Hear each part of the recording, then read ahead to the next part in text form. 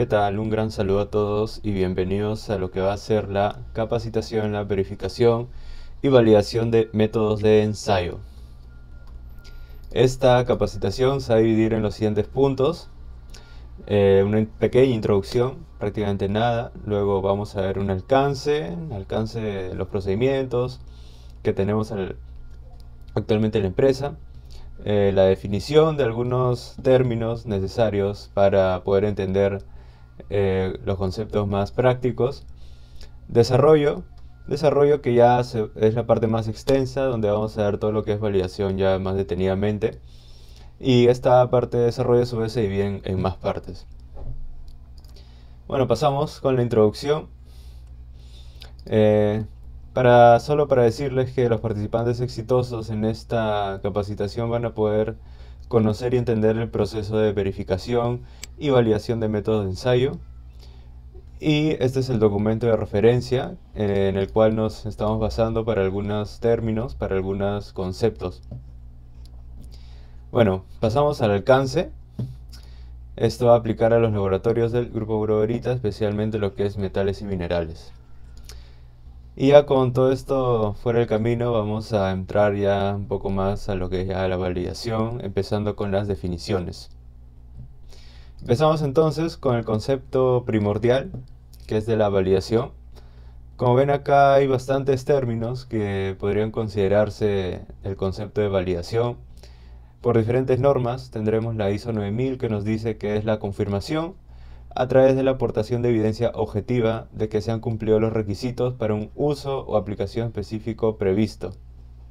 ¿Está bien? También tendremos la ISO 17025, que es la confirmación a través del examen y aportación de evidencias objetivas que se cumplen los requisitos particulares para un uso específico previsto. También bastante similar a la anterior.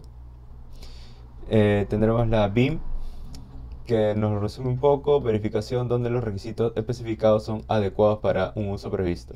Como pueden ver, es más o menos similar todas estas definiciones de todas las normas que nos hemos referenciado. Por otro lado, tendremos otro concepto, ya habiendo visto este concepto de validación. Tendremos el primer concepto que nos va a ayudar, es de método normalizado. Estos son aquellos emitidos por organismos de normalización internacionales y regionales y nacionales. Esto lo vamos a ver un poquito más en la tabla siguiente, que nos da una jerarquía de requisitos de validación, en donde tendremos que ir yendo en esta jerarquía primero desde la parte de arriba, viendo qué es lo que tenemos que cumplir. ¿Qué es lo que tenemos que cumplir? Estará dado en esta norma, la ISO 17025, que es una norma a nivel mundial. Acá es donde vamos a ver qué es lo que tenemos que cumplir en sí, en la validación. Ahora, ¿cómo cumplirlo? Eso ya es otra pregunta, cuya respuesta vamos a encontrarla en la directriz de validación de INACAL. ¿Y por qué INACAL? Porque es para el Perú. Cada país va a tener su propia norma, su propia directriz de cómo cumplir este proceso de validación. Entonces ya tenemos que cumplir va a estar en la 17025, cómo cumplirlo en la directriz de validación de INACAL, que va a estar a rango del país, y quién, cómo y cuándo cumplirlo va a estar en el procedimiento de validación que ya es propio de la organización en sí. O sea, tendremos estos niveles de jerarquía para guiarnos de cómo tiene que ser toda la validación en general. Y bueno, esos son los parámetros que la directriz de validación de INACAL manda evaluar, y ya los estaremos definiendo también cada uno de estos: veracidad, precisión, que son los dos parámetros más importantes, pero también tendremos de selectividad, especificidad, rango, que es el intervalo de trabajo, linealidad, límite de detección, límite de cuantificación, incertidumbre, sensibilidad, robustez. Cabe indicar que el laboratorio debe sustentar técnicamente la aplicación o no de cada uno de los parámetros de validación, y eso también vamos a verlo, cómo es que sustentamos esto de manera técnica. Tendremos que la veracidad va a ser el grado de concordancia entre el valor medio obtenido de una gran serie de resultados y un valor aceptado como referencia. Acá he intentado ponerlo a manera de ecuación para que puedan visualizarlo, entenderlo mejor. Esta Y va a significar el valor medio reportado por el laboratorio. Y este mu sub 0 va a significar el valor aceptado como referencia, que puede provenir de varios sitios, de un MRC, material de referencia certificado, puede provenir del resultado de un laboratorio competente, de un laboratorio experto, o de cualquier otros lugares donde provenga este mu. Tendremos que compararlo al valor medio reportado por el laboratorio. Y ya vamos a ver un poco más acerca de esto, pero hasta ahí para que vayan entendiendo lo que es el concepto de veracidad. Luego tendremos lo que es el concepto de precisión, que es el grado de coincidencia existente entre dos resultados. Acá ya es grado de coincidencia entre dos resultados independientes de un ensayo, obtenidos en condiciones estipuladas. Y como ven acá, esto también lo he intentado poner a medida de ecuación. Si el resultado de un laboratorio es similar, estadísticamente igual al resultado de otro laboratorio, entonces ambos van a ser igual a la media. Este concepto de precisión va a significar homogeneidad, ya que mis resultados se van a parecer al valor medio. Y las condiciones estipuladas para la precisión son las siguientes. Va desde repetibilidad, que es de menor variación, a reproducibilidad, que es de mayor variabilidad. Y entre ambos tendremos lo que es la precisión intermedia. Eso vamos a verlo más adelante también, pero a sacar lo que es el concepto de precisión. Y el tercer concepto más importante acá es la exactitud, que va a ser el grado de concordancia existente entre el resultado del ensayo y un valor aceptado de referencia. Esta exactitud simplemente va a ser la combinación o la suma, se podría decir, entre la veracidad y la precisión, y nos va a decir que nuestro resultado va a ser similar o estadísticamente igual a un valor aceptado como referencia. En otras palabras, si nosotros aseguramos tanto la veracidad como la precisión, vamos a asegurarnos que nuestro resultado sea exacto a un valor aceptado como referencia. Pero en una validación, si bien lo que busca es la exactitud, no siempre voy a poder encontrar esto, ya que es muy complicado llegar a este punto de exactitud. En algunas ocasiones solo voy a tener alta precisión o alta veracidad. Como lo vemos en este diagrama que muestro acá, cuando tengamos una veracidad baja y una precisión también baja, va a haber un sesgo, que es la falta de veracidad. La falta de veracidad me produce un sesgo. En muchos ensayos solo voy a tener alguna de estas situaciones, alguno de estos 4 cuadrantes. Obviamente el que más me conviene es tener alta veracidad y alta precisión. Pero de estos resultados, excluyendo el de exactitud, ¿cuál sería el que más me convendría tener? ¿Será el que tiene más sesgo, el que tiene más veracidad pero menos precisión, el que tiene más precisión o menos veracidad? ¿Cuál es el resultado que más me conviene obtener en los experimentos, en los ensayos que hago? Y el resultado que me sirve más para la validación es el escenario donde tengo alta precisión pero baja veracidad. ¿Y por qué? Porque la precisión yo nunca la puedo corregir, pero la no veracidad sí puedo corregirla con un factor de corrección, el cual lo puedo sacar de un diseño experimental. Entonces, este es el cuadrante que más nos convendría tener para validar un método de ensayo, ya que con un factor de corrección, este punto, este valor medio de nuestro resultado simplemente lo podemos mover acá. En cambio, al tener una alta veracidad, va a ser más difícil poder hacer lo mismo. Pasando con las otras definiciones, entramos a lo que es selectividad y especificidad. La selectividad y especificidad es el grado por el cual un método puede determinar un analito particular dentro de una mezcla compleja sin ser interferido por otros componentes de la mezcla. Un método específico va a ser cuando tengo un método de ensayo que por principio teórico define la determinación de un solo analítico. En cambio, un método selectivo va a ser cuando tengo una muestra y determino un vector de analitos, es decir, varios analitos.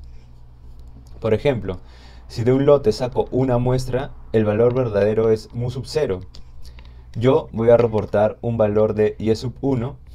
Entonces, mi y sub 1 va a ser igual a mi valor real, mi valor verdadero, que es mu sub 0, más una interferencia que puede generar la muestra al cuantificar el analito, más una variación aleatoria.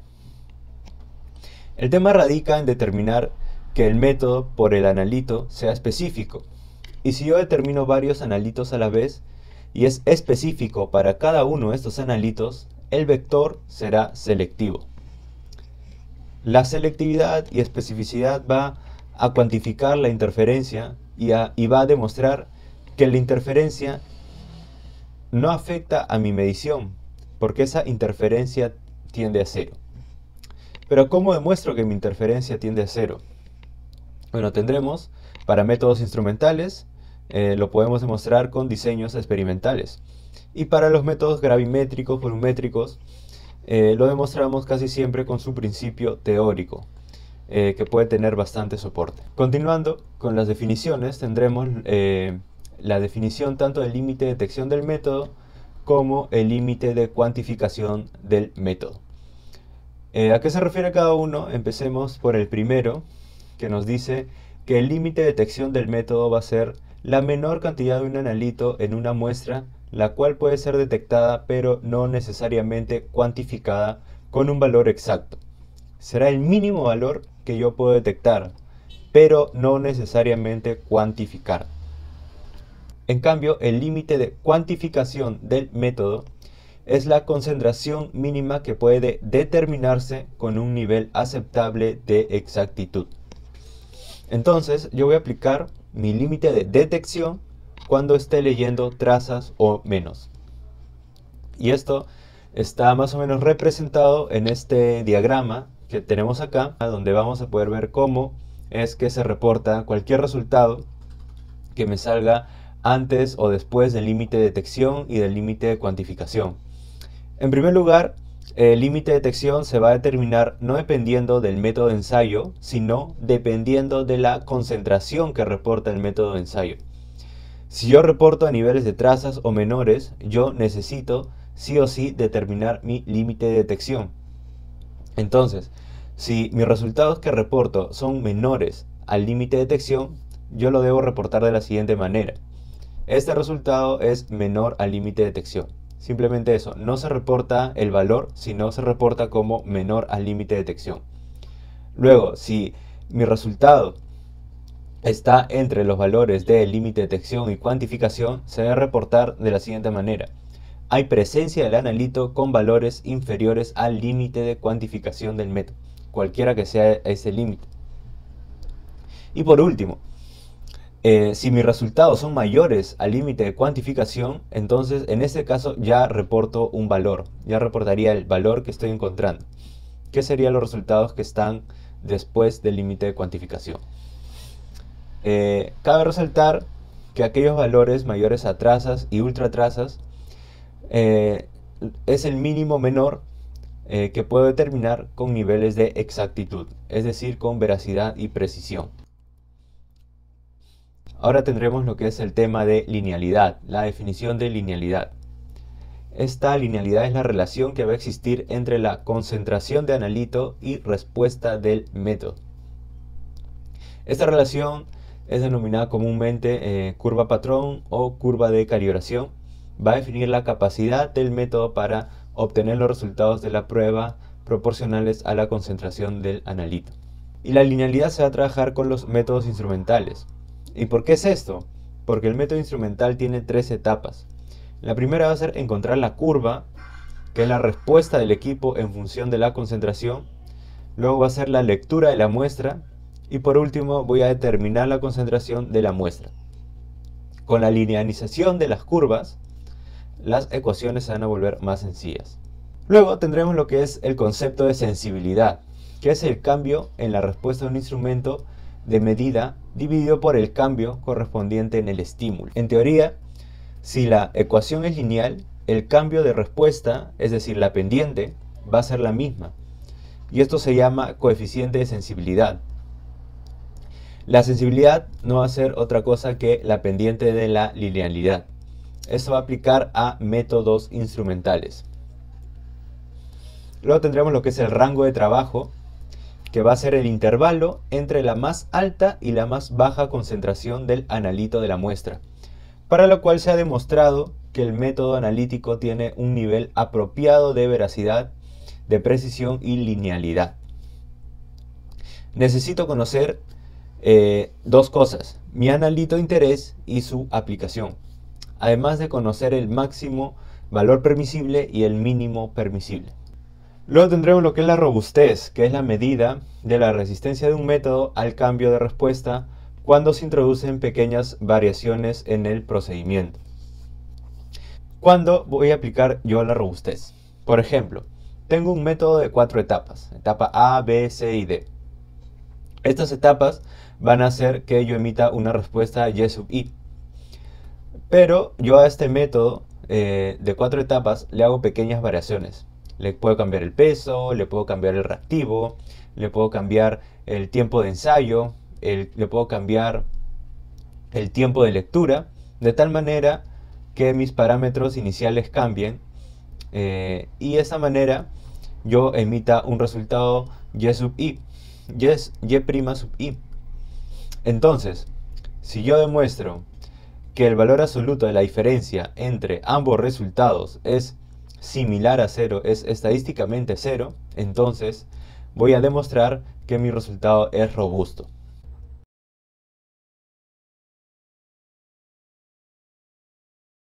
Verificación. Se debe asegurar lo siguiente: el desempeño requerido. Luego también se tiene que verificar que se pueda llevar a cabo apropiadamente cada uno de los métodos de ensayo y muestreo y procedimientos de calibración, que el método sea específico para el producto que se desea analizar y aplicado sin variaciones, o que el producto se encuentre dentro del alcance del método seleccionado, que el procedimiento de calibración sea específico para el equipo que se desee calibrar, y el respeto a la norma, guía u otro documento, los mismos que deberán ser incluidos en el registro e informe de resultados. La verificación se va a dividir en planificación y ejecución. La planificación va a ser de una actividad planificada, asignado un personal competente y realizado usando el formato F027, planeación del método de ensayo. En cuanto a asignación personal competente, este tiene que estar provisto con recursos adecuados y quienes verificarán que se lleva a cabo apropiadamente los métodos o procedimientos seleccionados. A eso se refiere. Este personal tiene que ser competente en que puedan verificar que se lleve a cabo apropiadamente los métodos o procedimientos seleccionados. Para la planificación se debe tener en cuenta lo siguiente: verificación de equipos e instrumentos, verificación de materiales de referencia, verificación de condiciones ambientales, que se tiene que evaluar las posibles interferencias que puedan afectar el ensayo a realizar dentro del área de trabajo, y determinar los parámetros a evaluar, pero eso sí teniendo en cuenta el método, si es volumétrico, gravimétrico, si es método instrumental, etc. Y sus criterios de aceptación. Con respecto a los parámetros a evaluar, se tiene, por ejemplo, para métodos físico-químicos, la veracidad y la precisión. Para métodos instrumentales tenemos la selectividad, la linealidad, la precisión, límite de cuantificación, el límite de detección y la veracidad.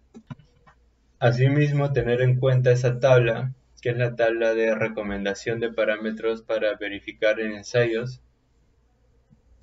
en donde algunos parámetros a evaluar son la veracidad, la precisión, la linealidad, la sensibilidad, Algunas características que se tienen que tener en cuenta va a ser el sesgo, la repetibilidad, la identificación analito y ver si aplica para métodos cualitativos y métodos cuantitativos. En caso de no considerar alguno de estos parámetros, de todos los que se han mencionado, el laboratorio debe sustentar técnicamente la no aplicación del mismo, el por qué no se va a aplicar estos parámetros.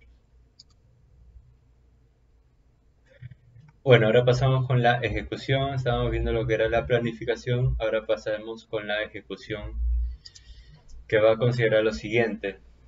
Primero se procede con los ensayos y calibraciones, se evalúan los resultados y se prepara el informe F029, informe de implementación.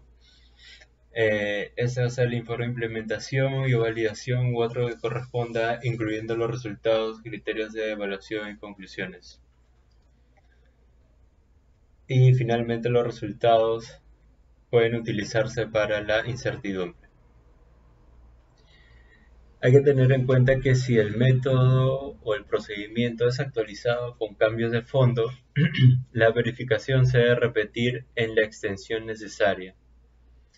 Si el método o procedimiento es actualizado con cambios de forma, no será necesario repetir la verificación. Entonces, tener en cuenta esa distinción entre cuando se hace una modificación con cambios de fondo versus cuando se hace una modificación con cambios de forma.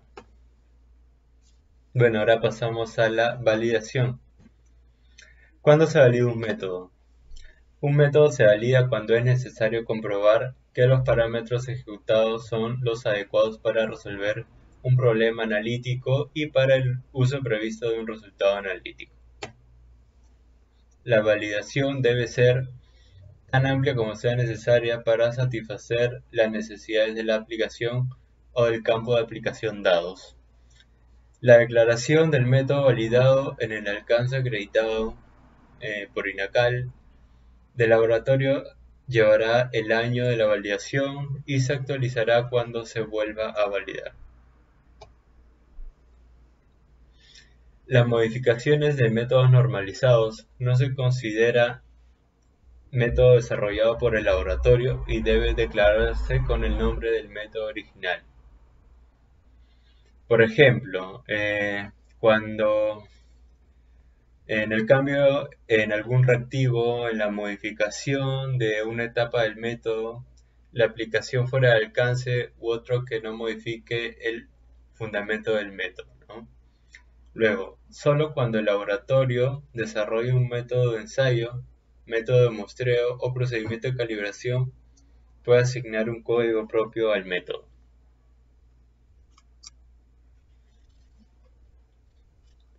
Bueno, ahora pasamos con la planificación de la validación. El número de planeamiento e informe tendrán el mismo código, pero serán registrados en diferentes formatos. Para garantizar la trazabilidad en cualquiera de los casos, deberá cumplir con el siguiente cuadro. Para realizar el planeamiento de una metodología se sugiere seguir los siguientes pasos. Primero, definir el objetivo. Luego, definir el campo de aplicación o alcance. Luego, definir las normas o documentos de referencia. Asimismo, también las modificaciones efectuadas a dichos documentos. Luego, las necesidades del cliente para el método. Desarrollar un procedimiento operacional de la validación. Definir ensayos, pruebas o experimentos de validación. Verificación de que los equipos cumplen con lo requerido y que sus características cumplen con lo requerido por el método de procedimiento. Definir las características de los materiales. Definir ensayos, pruebas, experimentos de validación. Verificación de que los equipos cumplan con lo requerido y que se definan las características de los materiales. Siguiente paso. Definir los parámetros de validación, luego establecer los criterios de aceptación, designar al personal autorizado para la validación, ejecutar los ensayos preliminares, ajustar los parámetros de validación del método, ejecutar los ensayos completos de validación, preparación de procedimientos operacional para ejecución del método, definir tipo de verificación de control de calidad analítica del método. Se va a definir tipo y frecuencia de verificación de control de calidad analítica del método o control del procedimiento. Definir los criterios de revalidación como periodicidad, cambio de personal, condiciones ambientales, condiciones de los equipos u otros según aplique. Y los ensayos y los resultados deben ser documentados y registrados. Ejecución de la validación. Ejecutar los ensayos o calibración según los parámetros establecidos en el planeamiento y de acuerdo a la siguiente tabla. Acá podemos observar los parámetros de validación de métodos. Hay un orden recomendado en el cual podemos evaluar los parámetros analíticos, los cuales son veracidad, precisión, repetibilidad, precisión intermedia, reproducibilidad, etcétera, etcétera. Y se tiene que analizar según sea el tipo de método, si es una evaluación cuantitativa, si es un ensayo, si es una evaluación límite para impurezas y la identificación que se tiene. Acá podemos observar los efectos de modificaciones al método de ensayo sobre los parámetros de validación. Según sea una modificación, por ejemplo, del método de extracción, los parámetros que pueden ser afectados, por ejemplo, pueden ser la selectividad o veracidad. Si la modificación es el cambio del pH, el parámetro que puede ser afectado es la robustez, así sucesivamente. A medida que se desarrolle un método o procedimiento, se llevará a cabo revisiones periódicas para confirmar que se siga satisfaciendo la necesidad del cliente y hacer el registro de dicha revisión en el plan de validación.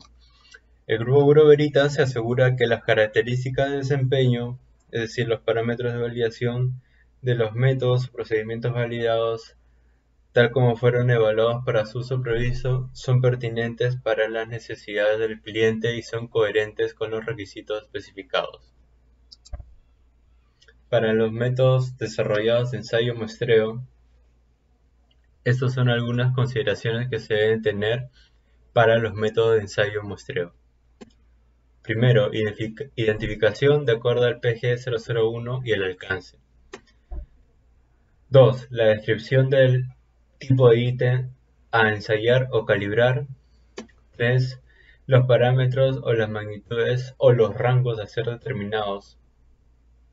Los aparatos y equipos, incluidos los requisitos técnicos de funcionamiento.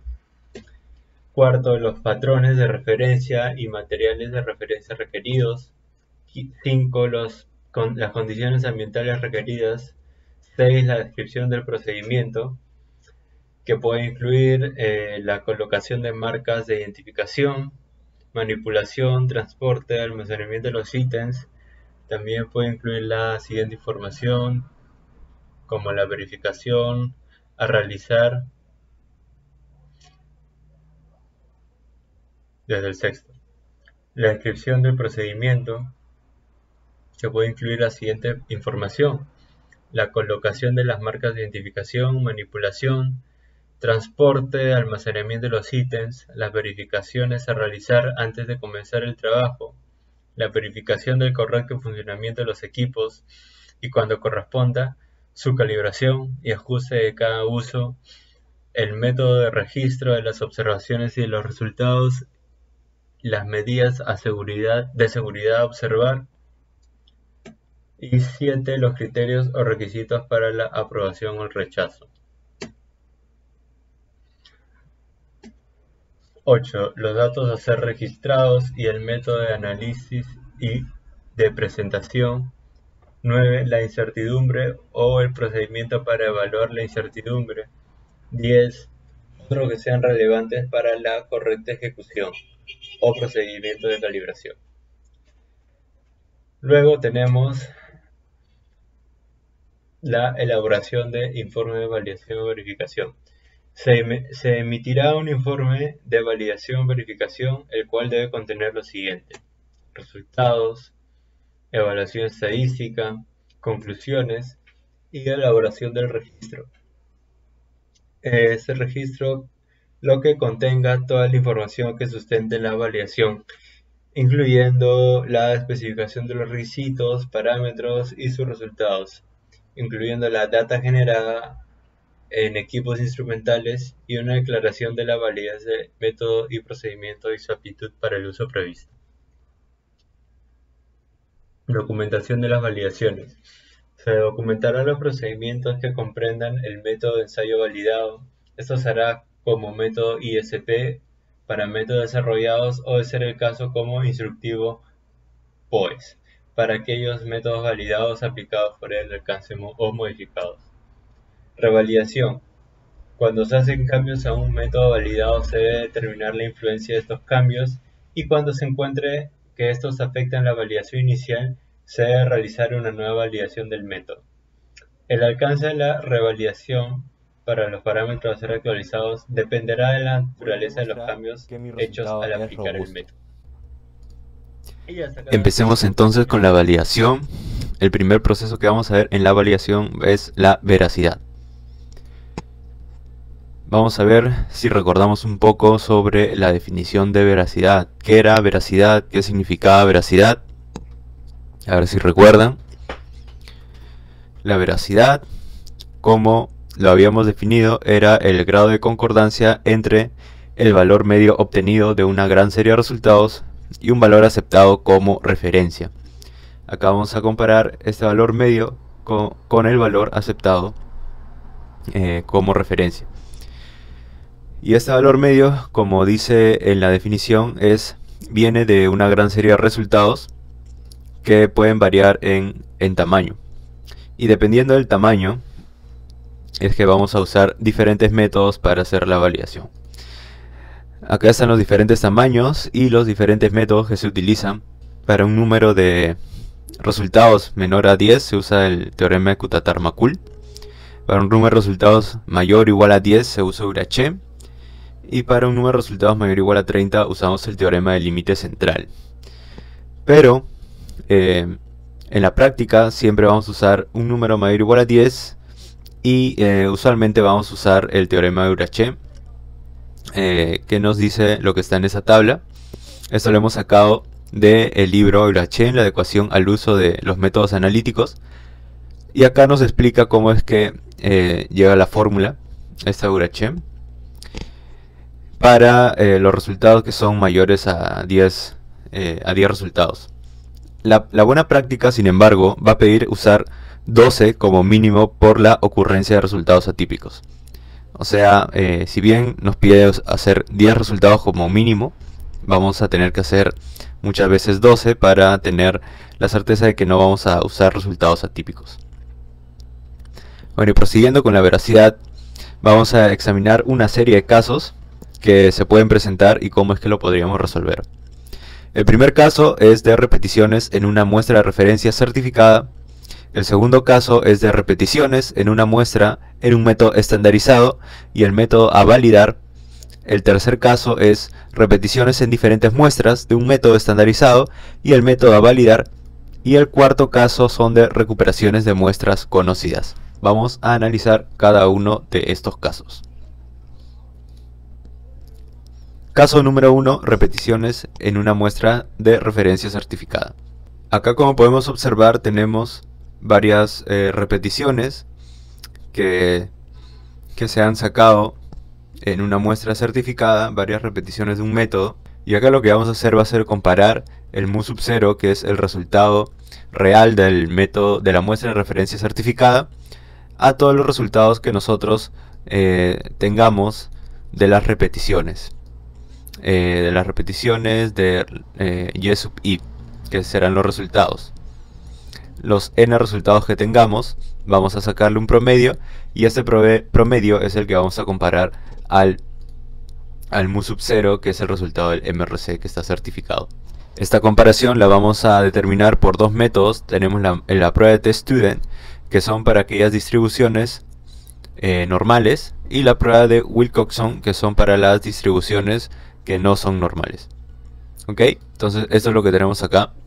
Si se tiene una distribución normal, la hipótesis nula va a ser que el promedio sea igual al valor de referencia, y la hipótesis alterna, el promedio va a ser diferente a valor de referencia. En cambio, si no tiene una distribución normal, vamos a usar Wilcoxon, en donde mi hipótesis nula acá va a cambiar y va a ser la mediana, la que vamos a comparar, la mediana de Y, que son las repeticiones que hemos sacado. La mediana de Y va a ser igual al valor de referencia, y la hipótesis alterna es que la mediana de Y sea diferente al valor de referencia. Entonces, nuevamente vuelvo a repetir, tenemos dos casos. Uno, si mis repeticiones tienen distribución normal, y el otro caso, si mis repeticiones tienen distribución no normal. Si mis repeticiones tienen distribución normal, la hipótesis nula es que el promedio de estas repeticiones sea igual al valor de referencia, y la hipótesis alterna es que el promedio sea diferente al valor de referencia. Si mis repeticiones tienen una distribución no normal, entonces mi hipótesis nula es que la mediana de estas repeticiones sea igual al valor de referencia, y la hipótesis alterna es que la mediana de estas repeticiones sea diferente al valor de referencia. Ok, entonces, habiendo entendido esto, vamos a pasar a un ejemplo. Bueno, en este ejemplo vamos a generar datos aleatorios de esta manera. Vamos a generar 10 datos aleatorios que tengan una media más o menos de 80, una desviación estándar de 1. Vamos a trabajar con estos datos aleatorios. Ahora imaginemos que no sabemos si esta distribución es normal o no lo es. Lo primero que tenemos que hacer es verificar su normalidad. Para ello lo que vamos a hacer es irnos a estadística, estadística básica y prueba de normalidad. La variable es Y, Anderson-Darling, y ponemos aceptar. Tenemos estos resultados, como vemos acá. El valor de P, el P-value, nos sale mayor a 0.05, entonces es normal. Entonces, como se acordarán, nuevamente lo pongo para que lo recuerden. Tendremos dos métodos para determinar la veracidad de estas repeticiones, con TestStudent y Wilcoxon. Se usa TestStudent cuando mi distribución es normal, y se usará Wilcoxon cuando sea no normal. Como en este caso nos salió una distribución normal, vamos a usar TestStudent. Entonces voy a estadística, estadística básica y T de una muestra. Acá vamos a escoger uno más muestras, cada una en su columna. Vamos a escoger mi serie de muestras, vamos acá a opciones. Acá 95%, media es diferente, esta es la hipótesis alterna, media diferente a media hipotética. Realizar prueba de hipótesis. Mi media hipotética, por ejemplo, que sea 78. ¿Ok? Media hipotética que sea 78. Y le doy a aceptar y tengo esto como resultado. Como ven acá, el p-value me sale 0, el valor de p me sale menor a 0.05, entonces me quedaría con mi hipótesis alterna, es decir, que el promedio es diferente a mi valor de referencia. Ahora, ¿qué hubiera pasado si mi distribución hubiera sido no normal? ¿Qué hubiera pasado si mi distribución hubiera sido no normal? Entonces, en este caso usaría el método de Wilcoxon. Para ello voy a estadística, no paramétricos, Wilcoxon de una muestra, escojo mi variable, mediana de prueba, porque en este caso estamos comparando medianas, no promedios. La hipótesis alterna es que no sea igual, y le damos a OK.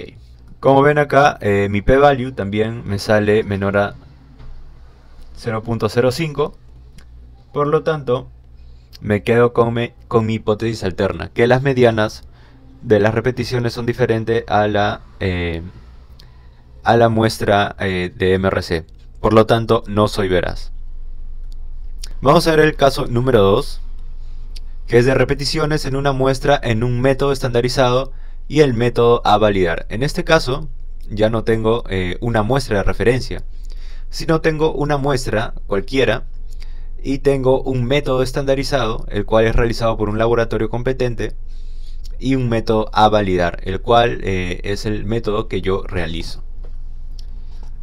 Y acá va a variar porque el método que voy a usar, si bien otra vez se diferencian entre si mis repeticiones son normales, tienen una distribución normal o no lo tienen, en el caso de que tengan distribución normal, voy a usar la prueba de test student de 2 muestras. Pero si no tiene una distribución normal, voy a usar la prueba de Ma-Whitney. En este caso usaré la prueba de Ma-Whitney si la distribución de mi método a validar o mi método estandarizado, cualquiera de las dos, fuera no normal. Muy bien, entonces lo que tenemos es estos dos casos: si tiene distribución normal o si no tiene distribución normal. Si mi distribución es una distribución normal, entonces mi hipótesis nula es que los promedios de ambas repeticiones, tanto del método estandarizado como el método a validar, el promedio de ambos es igual. Esa es mi hipótesis nula. Mi hipótesis alterna será que el promedio de ambos son diferentes entre sí. Pero si mi distribución es no normal, mi hipótesis nula será que la mediana de X, que vendría a ser todas estas repeticiones del método a validar, la mediana de X sea igual a la mediana de Y, que es el método validado. Y la hipótesis alterna es que la mediana de X sea diferente a la mediana de Y. Acá ya hemos generado nosotros una serie de datos aleatorios, pero ahora vamos a generar nuevamente más datos aleatorios para poder realizar un ejemplo.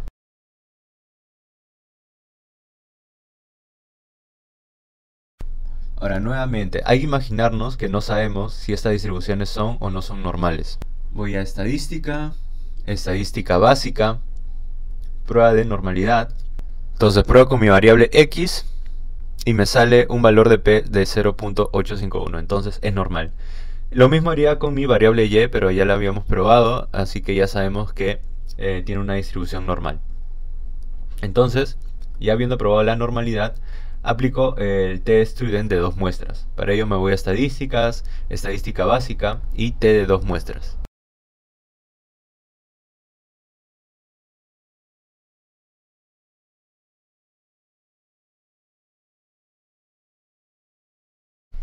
Le doy a aceptar y tengo ese resultado.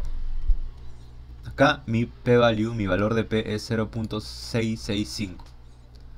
Mi valor de p es 0.665. Entonces, como es mayor a 0.05, acepto mi hipótesis nula.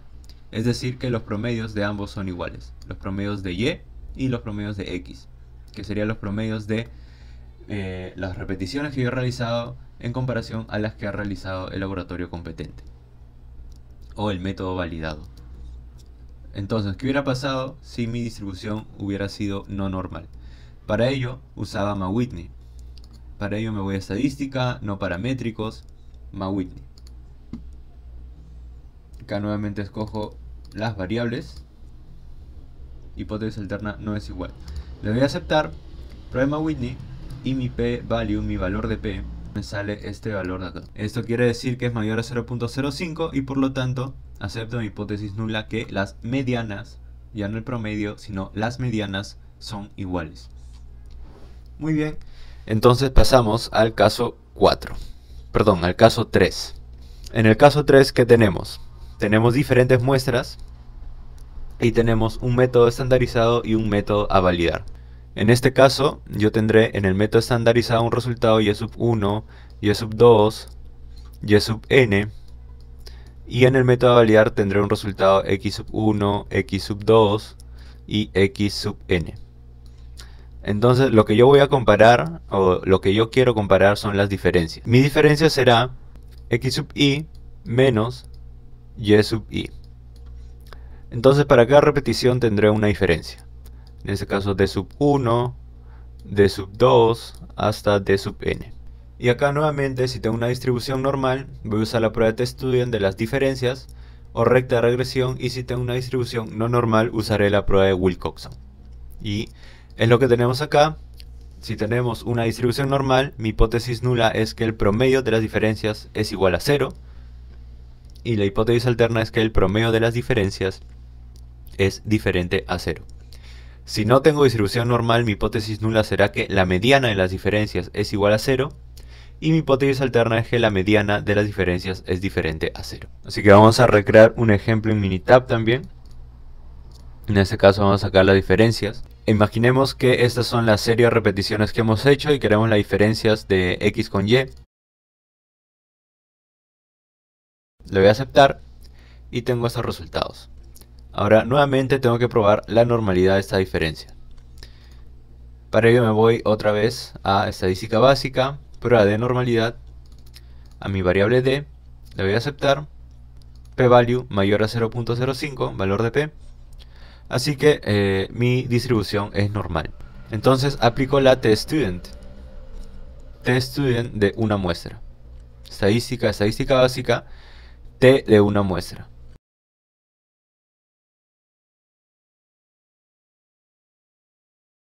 Listo, le voy a aceptar y tengo mi p-value que me sale 0.598 y es mayor a 0.05. Entonces de esta manera estaría demostrando que las diferencias, el promedio de estas diferencias efectivamente, estadísticamente es igual a 0. Acepto mi hipótesis nula. ¿Qué hubiera pasado si la distribución fuera no normal? Entonces en este caso aplico Wilcoxon de una muestra. Para ello me voy a estadística, no paramétricos, Wilcoxon de una muestra.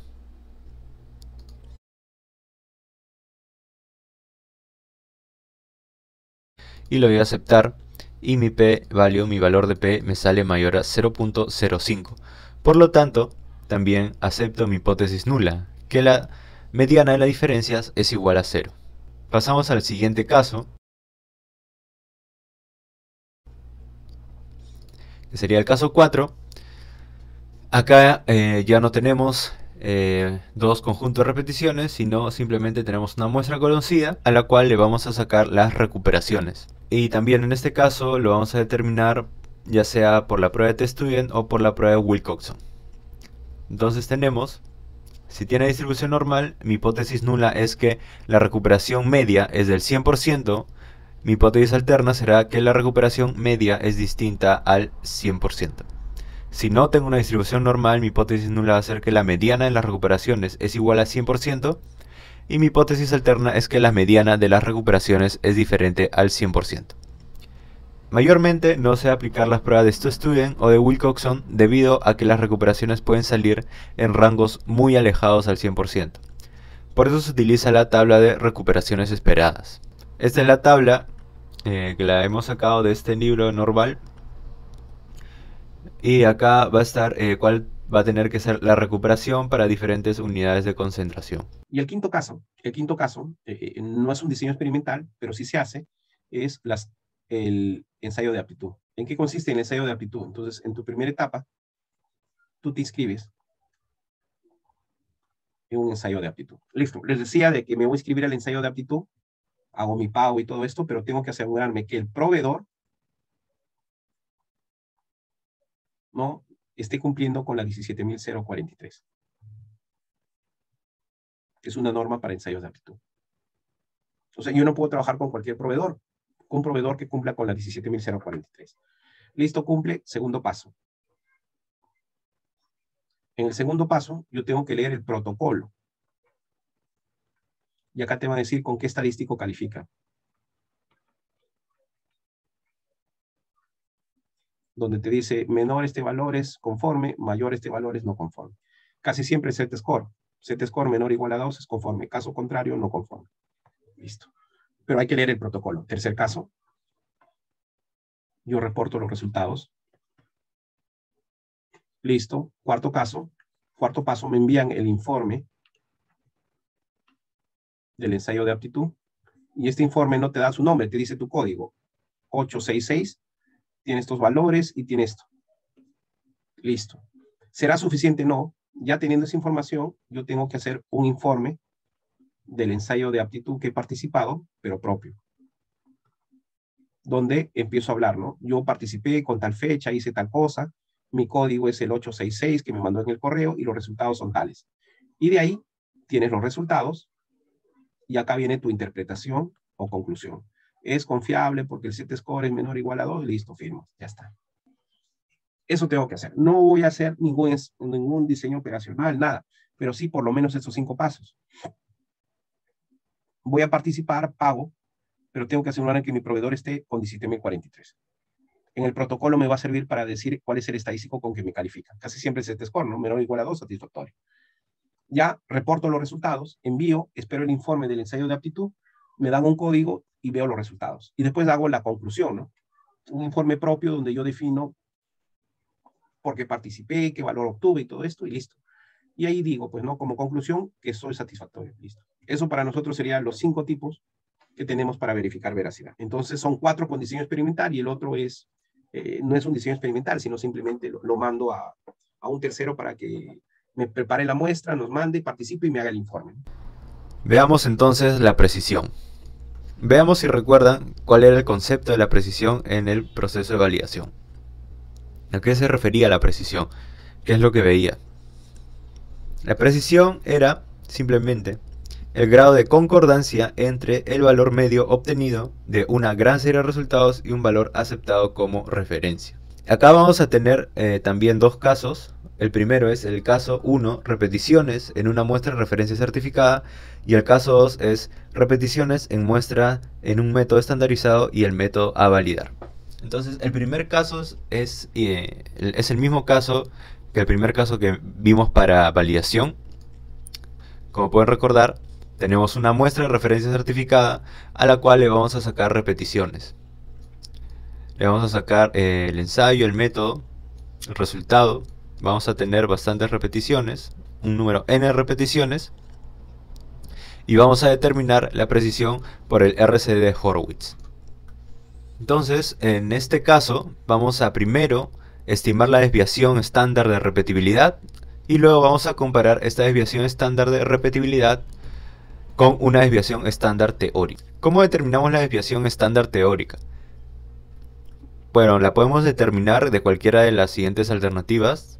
Una alternativa puede ser la desviación estándar de un método de ensayo de aptitud, la desviación estándar de un método de referencia, la desviación estándar de un artículo científico o papers, y la desviación estándar de un valor teórico asociado al RCD de Horowitz. ¿Cómo es que calcularemos el RCD de Horowitz y esta desviación estándar de repetibilidad? Con estas fórmulas, la desviación la vamos a calcular con 2/3 del RCD de Horowitz por la concentración dividido entre 100. El RCD de Horowitz es el 2 elevado a la 1 menos 0.5 logaritmo de la concentración, donde si la concentración la tengo en 20 ppm, tendré que calcularla como 20 por 10 a la menos 6. Si la concentración la tengo en 4 ppb, tendré que calcularla como 4 por 10 a la menos 9. Y si la tengo en porcentaje, como en 0.2%, tendré que poner 2 por 10 a la menos 7. Este factor de 2/3 viene de que Horowitz hizo sus experimentos para resultados interlaboratorios, es decir, 2 laboratorios distintos. Como lo necesitamos para repetibilidad, se le agrega este factor de 2/3. Entonces, analizando el caso número 1, tendremos 2 situaciones. Si mi distribución va a ser normal o no normal.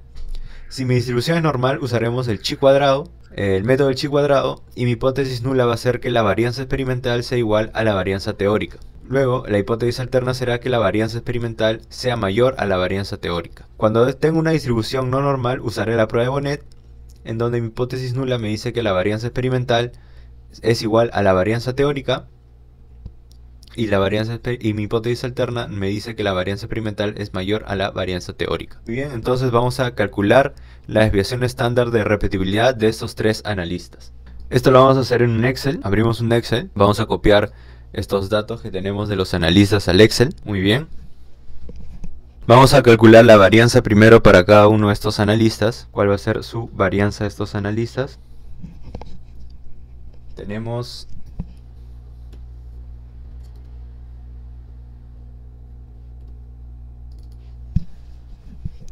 la varianza de estos analistas. Muy bien. Y ahora vamos a calcular una serie de datos que necesitamos. Primero tendremos que calcular la varianza de repetibilidad del laboratorio.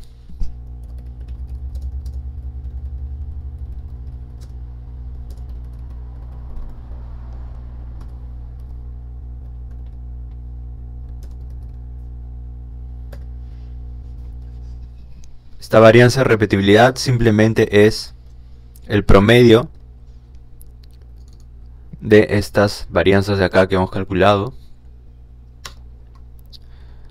Ahora pasamos a ver lo que es la concentración.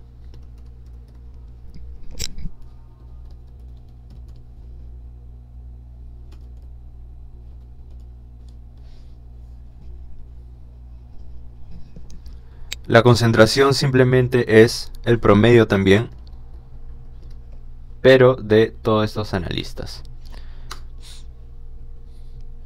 Muy bien, ya tenemos estos dos valores que son bien fáciles de encontrar. Ahora vamos a ver RCD de Horowitz.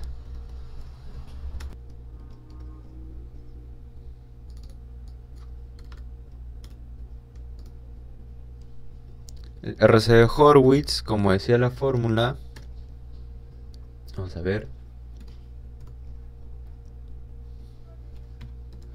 Esta era la fórmula del RCD de Horowitz.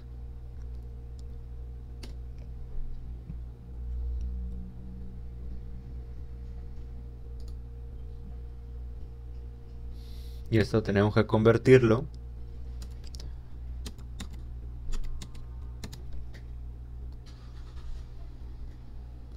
tenemos que transformar la concentración y con esto tendremos el RCD de Horowitz.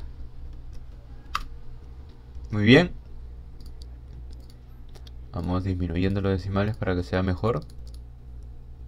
Ahora vamos a determinar la desviación estándar. La desviación estándar teórica.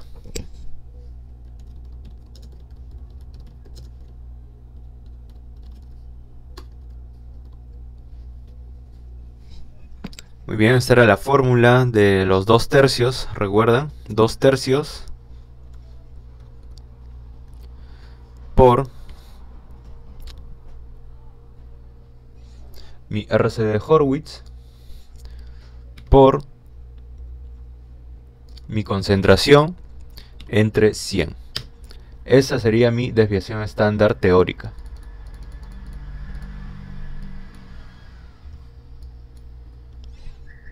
Y ahora, por último, ya necesito encontrar mi desviación estándar.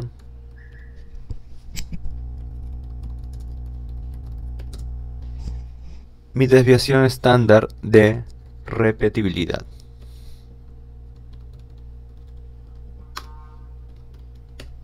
Que no es otra cosa que la raíz cuadrada de la varianza de repetibilidad de laboratorio.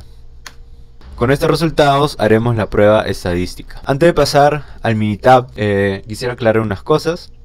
Este promedio que se usa acá, el promedio de la varianza de los analistas, se usará siempre y cuando tenga un número de datos para cada analista igual. Si no, usaremos el promedio ponderado. Y bueno, habiendo aclarado esto, ya pasamos al Minitab. En el Minitab pasamos a copiar los resultados que nos salió en el Excel.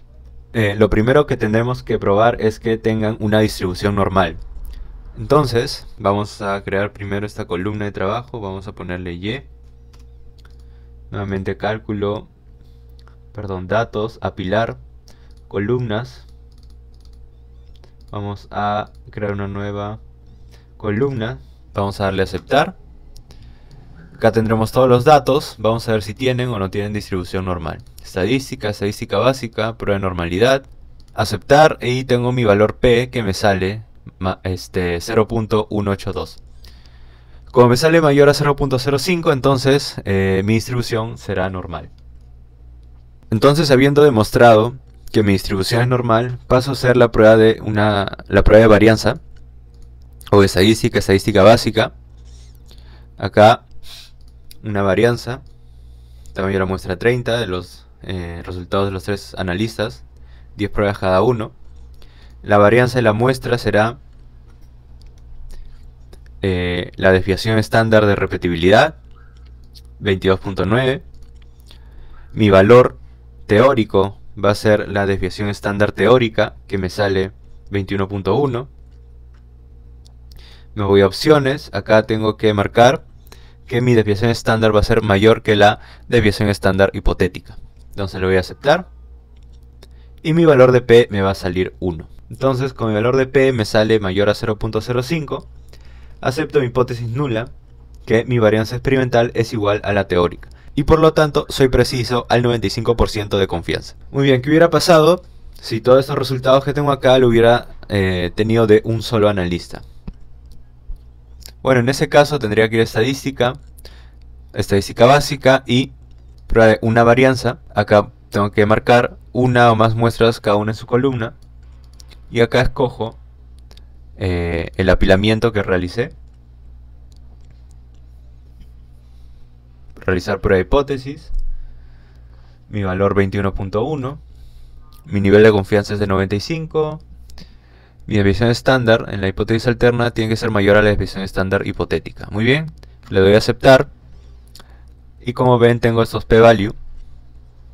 Como mi distribución es normal, usaré el p-value de chi cuadrado, el cual me sale 0.323. Como me sale 0.323, es mayor a 0.05. Y con esto pruebo nuevamente que mi varianza experimental es igual a la teórica. ¿Qué hubiera pasado si no hubiera sido una distribución normal? Hubiera usado Bonnet.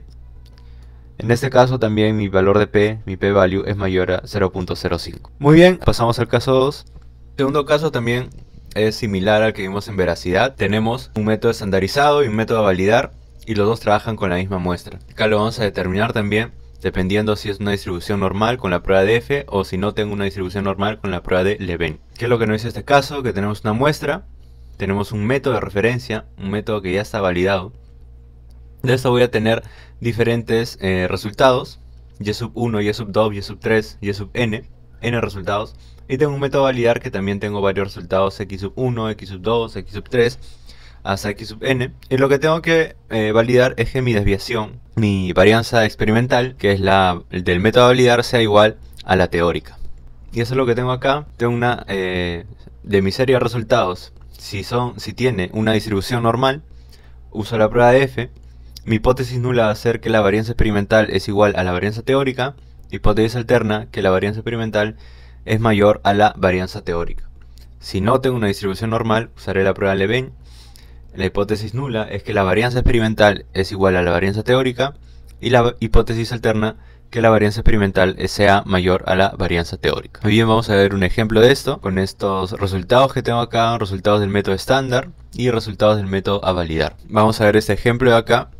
En los siguientes resultados de laboratorio, una muestra fue analizada por un método estandarizado y un método a validar. Vamos a verificar la precisión del método a validar. La veracidad ya sabemos cómo se maneja. Vamos a ver lo que es la precisión. Por lo tanto, vamos a ir a Minitab. Ahí está, ya tenemos los datos en Minitab. Bueno, lo primero que estamos haciendo siempre es probar si es que tengo una distribución normal. Tengo que aplicar una prueba de normalidad para ambas columnas.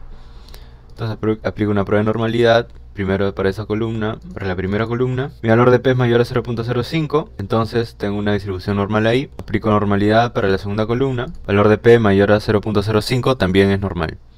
Muy bien, entonces como tengo una distribución normal, voy a aplicar la prueba F. Para ello me voy a estadística básica y varianza de dos muestras. Acá ambas muestras están en su columna.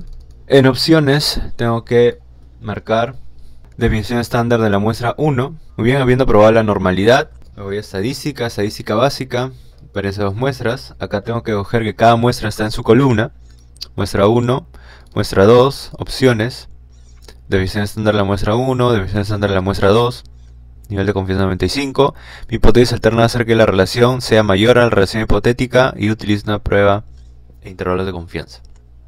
Muy bien, lo voy a aceptar y tengo ese resultado que me dice que mi prueba F, el valor de P, el p-value es mayor a 0.05. Demuestro que estadísticamente las varianzas son iguales. ¿Qué hubiera pasado si mi distribución, alguna de ellas o las dos, hubieran sido no normal?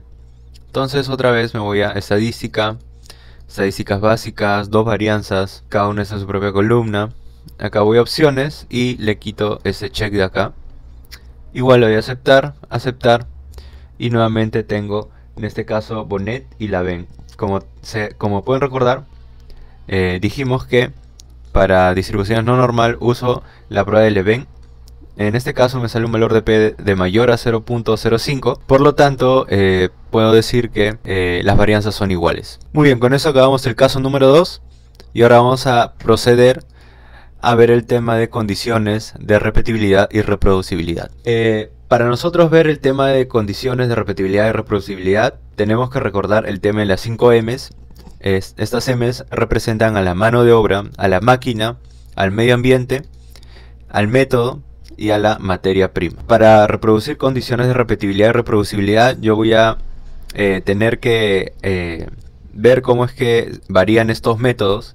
En el caso de repetibilidad, tanto estas 5 M's, mi mano de obra, mi máquina, mi medio ambiente, el método y materia prima, se van a mantener iguales. Solo va a haber una pequeña desviación, que van a ser las variaciones naturales, que van a aparecer aleatoriamente. En cambio, para lo que es reproducibilidad, acá voy a tener que variar mi mano de obra, mi máquina y mi medio ambiente, manteniendo igual el método y la materia prima. Entonces, lo que tengo van a ser una serie de ecuaciones para determinar la varianza tanto de la reproducibilidad como de la repetibilidad. Todos van a salir de estas 5 T's, 5 ecuaciones T, y con estas ecuaciones ya voy a poder determinar tanto la varianza de repetibilidad como la varianza de mi laboratorio, que es esta fórmula de acá, y la varianza de reproducibilidad. Yo he dicho que en condiciones de reproducibilidad cambio las primeras tres M. Pero ¿qué pasaría si solo cambio unas? ¿Qué pasaría si solo cambio la mano de obra, o si solo cambio la máquina, o si solo cambio el medio ambiente? Bueno, en ese caso estaría viendo lo que es la precisión intermedia. Ahora vamos a ver el tema de incertidumbre. En la incertidumbre, yo lo que tengo va a ser que de una muestra voy a realizar ensayo, yo como laboratorio a validar, y también voy a realizar ensayos un laboratorio experto, que tiene un método ya que está acreditado. Puede ser para un analito o para tipo de muestra, pero el resultado va a ser un resultado con incertidumbre. Y yo como laboratorio a validar también emito un resultado con incertidumbre. Entonces mi sesgo va a ser igual a la diferencia de estos resultados en valor absoluto entre la raíz cuadrada de las incertidumbres elevadas al cuadrado. Si mi sesgo es menor o igual a 1, entonces esta ecuación va a tender a 0, mi x menos y en valor absoluto va a tender a 0, va a ser similar a 0, entonces mi x va a ser igual a y. Por lo tanto, estoy siendo veraz. De esta manera trabajamos la incertidumbre. Ahora vamos a ver lo que es el límite de repetibilidad, precisión intermedia y reproducibilidad. Teniendo la desviación estándar de repetibilidad, la desviación estándar de precisión intermedia y de reproducibilidad, vamos a tener estos límites, empezando por el límite de repetibilidad, R minúscula, que va a ser el límite de aseguramiento de validez de los resultados. Este lo vamos a definir con la siguiente ecuación: R igual a 2.8 desviación estándar de repetibilidad. Cuando se hace duplicados, la diferencia de los duplicados en valor absoluto debe ser menor o igual al límite de repetibilidad al 95% de confianza. Si esto sucede, estamos asegurando que mi resultado es repetible, como vemos en esta ecuación. Entonces vamos a ver un ejemplo de ello.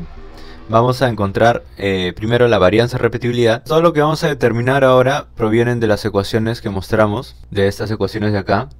Vamos a determinar todos estos test y después vamos a determinar las varianzas tanto de la repetibilidad como de reproducibilidad. Muy bien, entonces primero lo que vamos a hacer va a ser encontrar el n, que simplemente es contar. Vamos a contar cuántos ensayos ha realizado cada analista. N sub 1 simplemente va a ser el número de ensayos menos 1. El promedio, que es también bastante sencillo.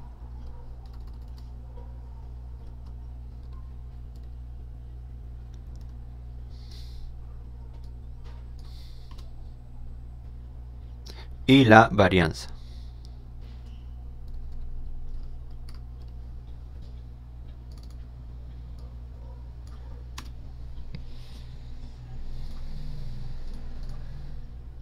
Muy bien, entonces la misma fórmula aplicamos al resto de analistas. Y ahora acá vamos a continuar con los cálculos. ¿Cuántos analistas tenemos? 3. T1, como pueden observar, era la sumatoria de n por el promedio. La suma producto sería entonces de n por el promedio, el sumaproducto de n por el promedio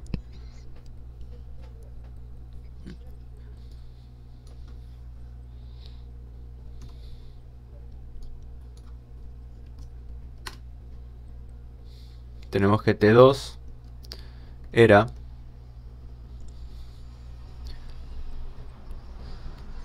también el sumaproducto de n por el promedio elevado al cuadrado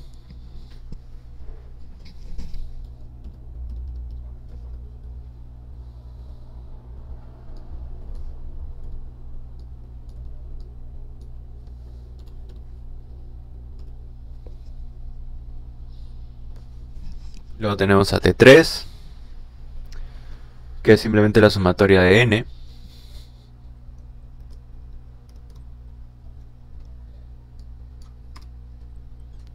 Ahora vamos a encontrar T4.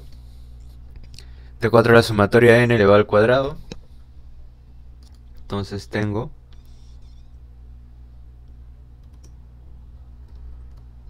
la suma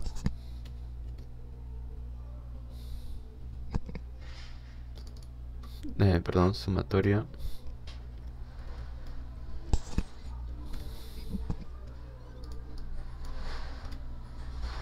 ok, luego tengo T5 que es la sumatoria n-1 por la varianza.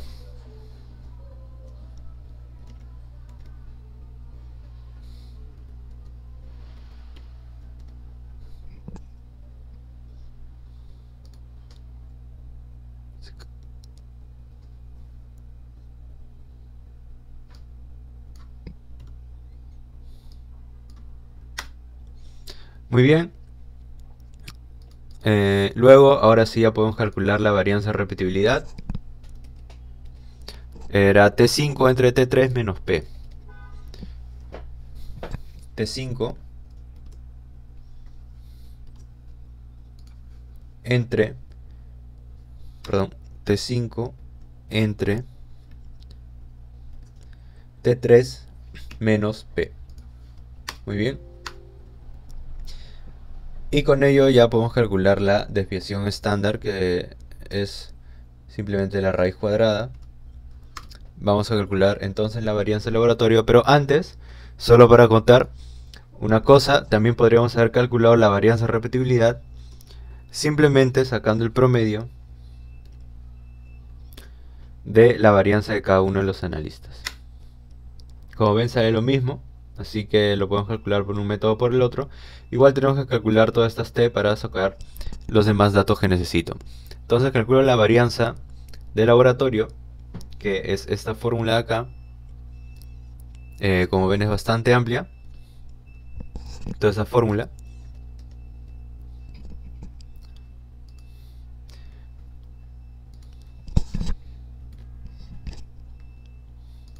Simplemente acá escriben la fórmula, como ven es todo esto de acá, y me sale 6.27. Luego tendremos lo que es la varianza de precisión intermedia, la cual sale de este cálculo, que es la varianza de repetibilidad más la varianza de mi laboratorio. Muy bien. Y entonces la desviación estándar de la precisión intermedia es la raíz cuadrada. Raíz cuadrada. Y así es como calculo yo mi desviación estándar de precisión intermedia. El cálculo final es de precisión intermedia, ya que son solamente diferentes analistas. Si fueran distintos laboratorios sería de reproducibilidad. Entonces pasamos al siguiente ejemplo. En este ejemplo se tienen que determinar los límites de repetibilidad y reproducibilidad para crear los criterios de precisión en los ensayos de rutina, en todo este rango de trabajo, para cualquier concentración. Como vemos, acá tenemos para concentración de 20, de 120, de 500, así hasta la concentración de 3000 ppm. Pero ¿qué pasaría si quiero determinar los límites de repetibilidad o reproducibilidad para concentraciones que no están en esta tabla? Para 100, por ejemplo, o para 300, o para 400. ¿Cómo haría para determinar si quiero para una concentración que no se encuentra en esta tabla de forma explícita? ¿Qué es lo que podría hacer? lo que tengo que hacer es una regresión. Así que para ello simplemente también lo puedo realizar en Excel. Entonces lo que voy a hacer primero va a ser sacar una relación que la voy a llamar RCD de repetibilidad, que va a ser la razón entre mi desviación estándar de repetibilidad entre, mejor dicho, que va a ser mi desviación estándar de repetibilidad entre la concentración. Esa va a ser la razón que voy a sacar para cada uno, sea un porcentaje. Entonces lo que yo voy a hacer al sacar estos valores de acá va a hacerlo plotearlos con la concentración. Y de acá tengo que sacar una ecuación. Tengo que sacar la ecuación que sea la que más se ajuste a mis valores. Muy bien, como vemos, para una ecuación exponencial tendremos un r cuadrado de 0.866. Para una ecuación lineal de 0.8155 logarítmica 0.9397, esta es la que más ha resultado hasta ahora, polinomial 0.9118 y potencial 0.9059. De todas ellas, la logarítmica es la ecuación que me resulta en un r cuadrado más alto. Entonces ya con esta ecuación voy a poder determinar mi desviación estándar de repetibilidad y reproducibilidad para cualquier tipo de concentración. Entonces al final lo que voy a tener va a ser que, proveniente de esta ecuación, de esa fórmula de mi límite de repetibilidad, simplemente voy a reemplazar la desviación estándar, que básicamente es la que obtuve en la ecuación. La desviación estándar, que va a ser a partir de la fórmula de Horowitz, con la concentración, acá el logaritmo, todo esto sale de la ecuación de Horowitz, y mi concentración va a estar determinada por, y a partir de la ecuación del límite de repetibilidad de la fórmula, yo voy a poder reemplazar la ecuación que he encontrado, que es esta de acá. Esta ecuación la voy a poder reemplazar acá con la concentración, y de esta manera poder encontrar yo mi límite de repetibilidad. Y como este R depende de mi ecuación, que está en función de la concentración, será para valores de concentración de 20 a 3000, ya que estas concentraciones han sido encontradas para esos valores. Con un nivel de confianza del R cuadrado que me ha salido, es decir, de 93.97% de confianza. Vamos a ver ahora el tema de especificidad y selectividad. Primero vamos a ver estas curvas de acá, que la selectividad se trata básicamente de lo que se ha reflejado en estas curvas.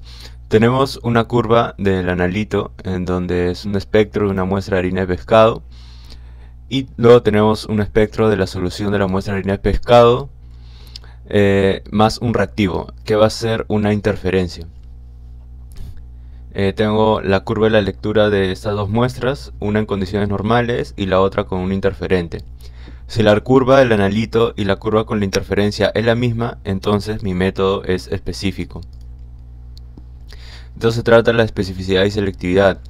Se realiza muy frecuentemente en técnicas instrumentales para varios analitos, como espectrofotometría de UV o cromatografía líquida. Se determina muy fácil al hacer una comparación visual de las curvas. Para métodos volumétricos y gravimétricos, estos serán específicos, un solo analito por principio teórico. Si la diferencia entre mis valores esperados, muestra más interferente, con mis resultados tienden a 0, entonces soy específico. La selectividad va a ser si para cada analito soy específico, para todo el método voy a ser selectivo.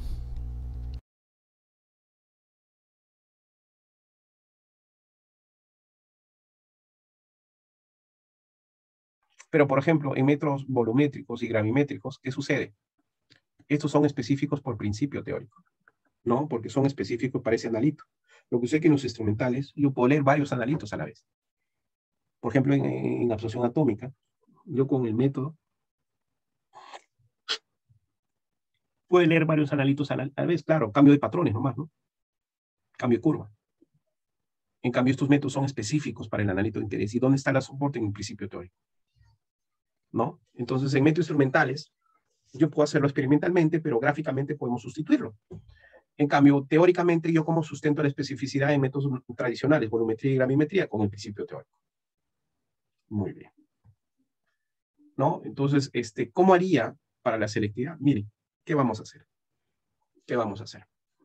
¿No? Es un método instrumental. Yo voy a tener una muestra cualquiera. Esta puede ser una muestra cualquiera. Muestra 1. Y le voy a adicionar estándares. Mínimo 7. ¿No? Y voy a tener un valor esperado. Y obviamente acá un valor observado, ¿no? ¿Sí? ¿Y qué voy a tener?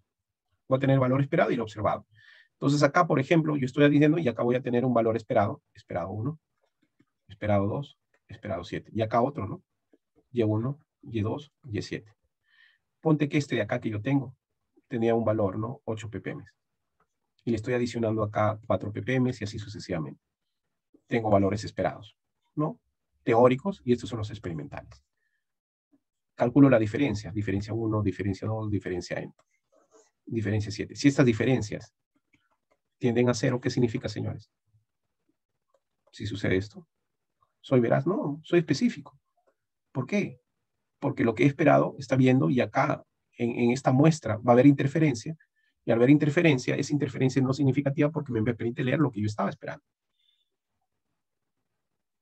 ¿Eso cómo puedo hacer? Con las pruebas de Wilcoxon y la prueba T.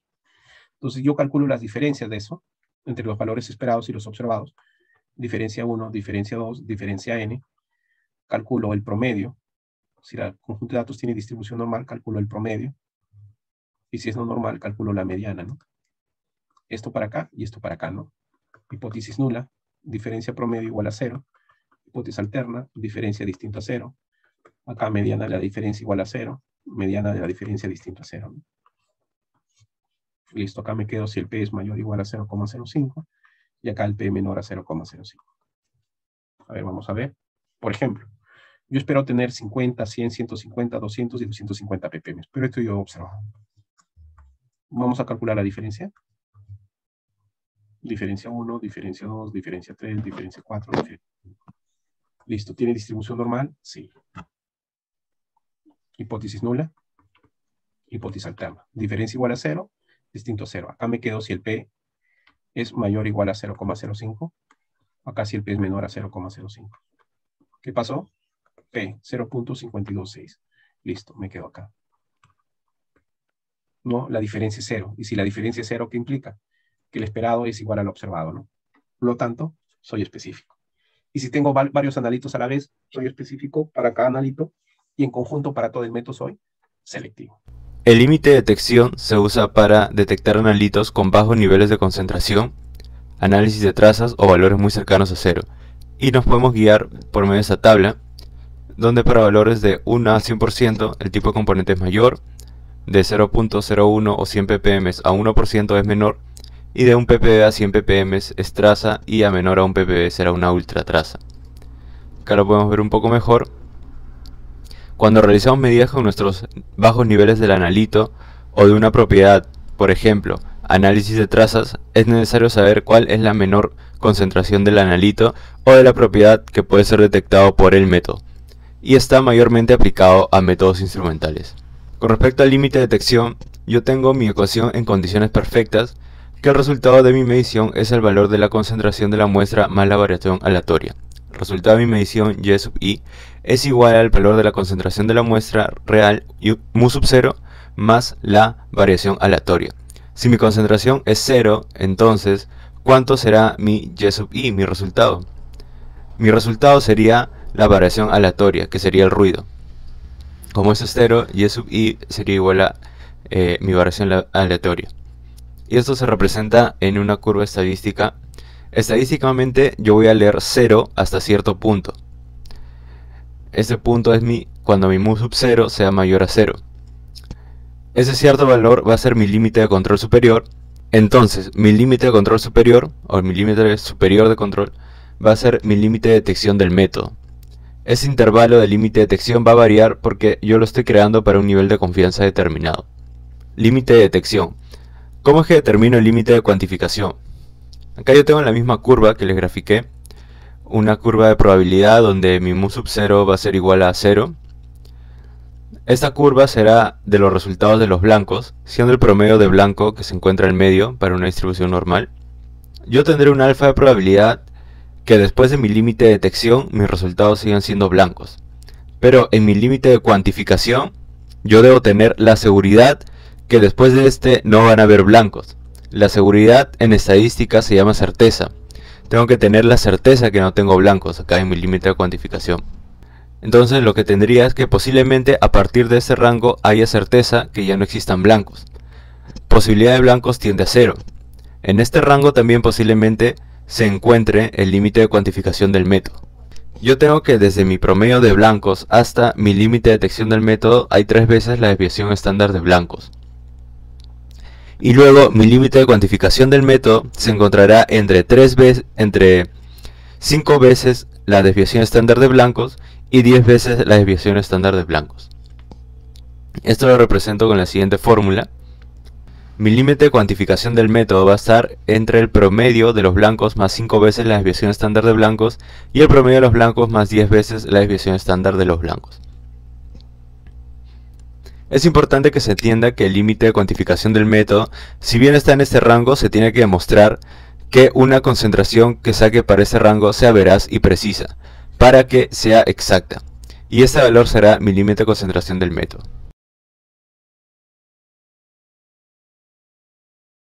Entonces nos vamos a Inmetro. Inmetro, ¿qué me dice? Yo necesito como mínimo 7 repeticiones. Es muestra pequeña. ¿Se acuerdan que este 3 que teníamos es una distribución Z? Esto es para n mayor o igual a 30. Entonces, ese factor se convierte en una T. Tn menos 1 alfa, ¿no? Entonces, esta es la T, este es 1 menos alfa, y acá está el alfa, ¿no? Y esta es la T. Listo. Y desviación estándar blanco. Entonces, yo leo blancos, concentraciones blancos, y de ahí voy a tener su promedio, su desviación estándar, tengo el T con el nivel y ya tengo el límite de detección. Y digo, a partir de este valor, yo puedo decir que hay concentración del analito. ¿Cuánto? No lo sé. Y el límite de cuantificación es promedio de blancos más menos K desviación estándar de blancos. Y ese K está en el rango de 5 a 10, ¿no? Entonces, el límite de cuantificación puede estar entre el promedio de blancos más 5 veces desviación estándar de los blancos, ¿sí? Entre este y el promedio de blancos más 10 veces la desviación estándar de los blancos. Ya está. Así sería, señores. Eso sería para nosotros. Muy bien. Vamos a ver qué nos dice. Acá tenemos Inmetro, límite de detección, no necesariamente condiciones establecidas, niveles bajos, listo, ya habíamos visto esto. No, puede ser una percepción visual, la relación señal-ruido. Muy bien. Esta es una estimación de la curva. ¿No? Y el que estábamos viendo, pues es este, ¿no? Con el blanco de muestra. Acá. Blanco de muestra. ¿No? Un blanco de muestra, ¿no? Estoy trabajando con un blanco, ¿sí? Muy bien. Ahí Flor me dice, ¿y cuándo consideró 5 o 10? ¿Por qué? Porque eso en física cuántica se considera certeza. Si la probabilidad de falla es superior a 5 sigmas, ¿no? O sea, la probabilidad de falla supera 5 sigmas, significa ya no hay probabilidad, es más una certeza, ¿no? En algunos casos, como el bosón de Higgs, utilizaban 10 sigma. Si hasta 10 sigma sucede y después de eso la probabilidad de falla tiende a 0, no es 0, pero tiende a 0, es como una certeza. Y esa misma aplicación que tenemos la han aplicado para acá. Muy bien. Entonces, esto es lo que hemos visto, señores. Pueden ver esto. Correcto. Es esto. Blancos, desviación estándar de los blancos y la T. ¿Por qué cambio el T? Porque me piden menos datos. Ahora, si estoy trabajando, ¿no?, en una concentración baja del analito, o sea, no es blancos, ya no es esto, sino esa desviación estándar y la T, ¿no? Y acá te dicen analizar 7, ¿no? Y el reporte mayormente se tiene que reportar T de una cola al 99%, ¿no? Límite de cuantificación. Acá tengo que tener certeza que yo puedo cuantificar. Entonces debe tener un nivel de precisión y exactitud. Claro, esa exactitud para nosotros es veracidad porque dice H es de farmacia, ¿no? ¿Cómo lo podemos determinar? Vamos a ver acá. Listo. Acá te dice, con certeza, el promedio más 10 veces la desviación estándar. Pero, ¿qué te dice? UPAC propone 10. Pero podemos adoptar 5 o 6 en función de lo que estamos viendo. Pero, ¿qué sucede? Como esto, debemos saber si es veraz y preciso, ¿no? El límite de cuantificación puede estar entre 5 veces a 10 veces y tengo que preparar una concentración dentro de ello. Ah, entonces, ¿qué significa esto? Yo sé que el límite de cuantificación está en este rango. ¿Cuál será? No sé. Yo preparo una concentración C sub 0 que está en ese rango, demuestro que es veraz, demuestro que es preciso, es exacto. Entonces, esta concentración se convierte en mi límite de cuantificación del método. Por ejemplo, acá me salió 2 ppm y acá me sale 6 ppm. Yo estoy preparando 4 ppm. Y si yo demuestro en 4 ppm es veraz y es preciso, mi límite de cuantificación sería 4 ppm. O sea, el límite de cuantificación no es que está en ese intervalo, ¿no? Claro que está, pero tengo que demostrar que sea veraz y que sea preciso, ¿no? Y si es que no voy a demostrar, bueno, me voy al 10, ¿no? 10 veces, que por ahí es la seguridad, ¿no? Pero posiblemente es muy grande, ¿no? Y eso ya tiende a cero. La probabilidad de que supere 10 sigma tiende a cero. Por eso lo consideran. Acá tengo un ejemplo. Tengo esta concentración de blancos. Ahí tenemos esto. Estos son las concentraciones de los blancos que he leído en niveles de ppm.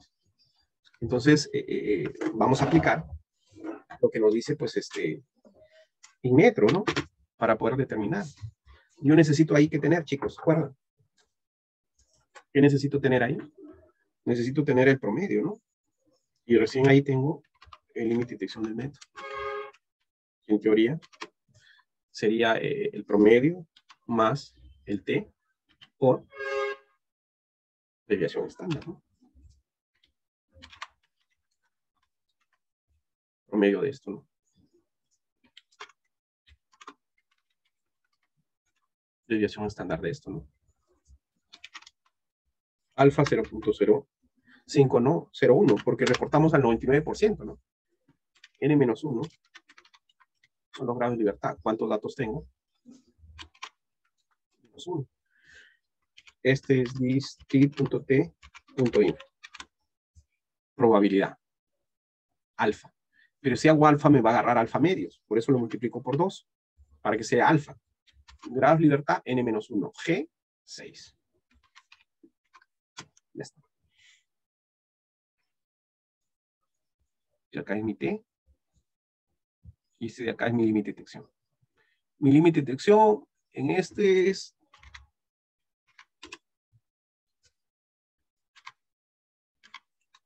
es esto, 1.12 ppm. El límite de cuantificación no lo sé, pero puedo tener el límite de control inferior del límite de cuantificación del método y el límite de control superior del límite de cuantificación del método.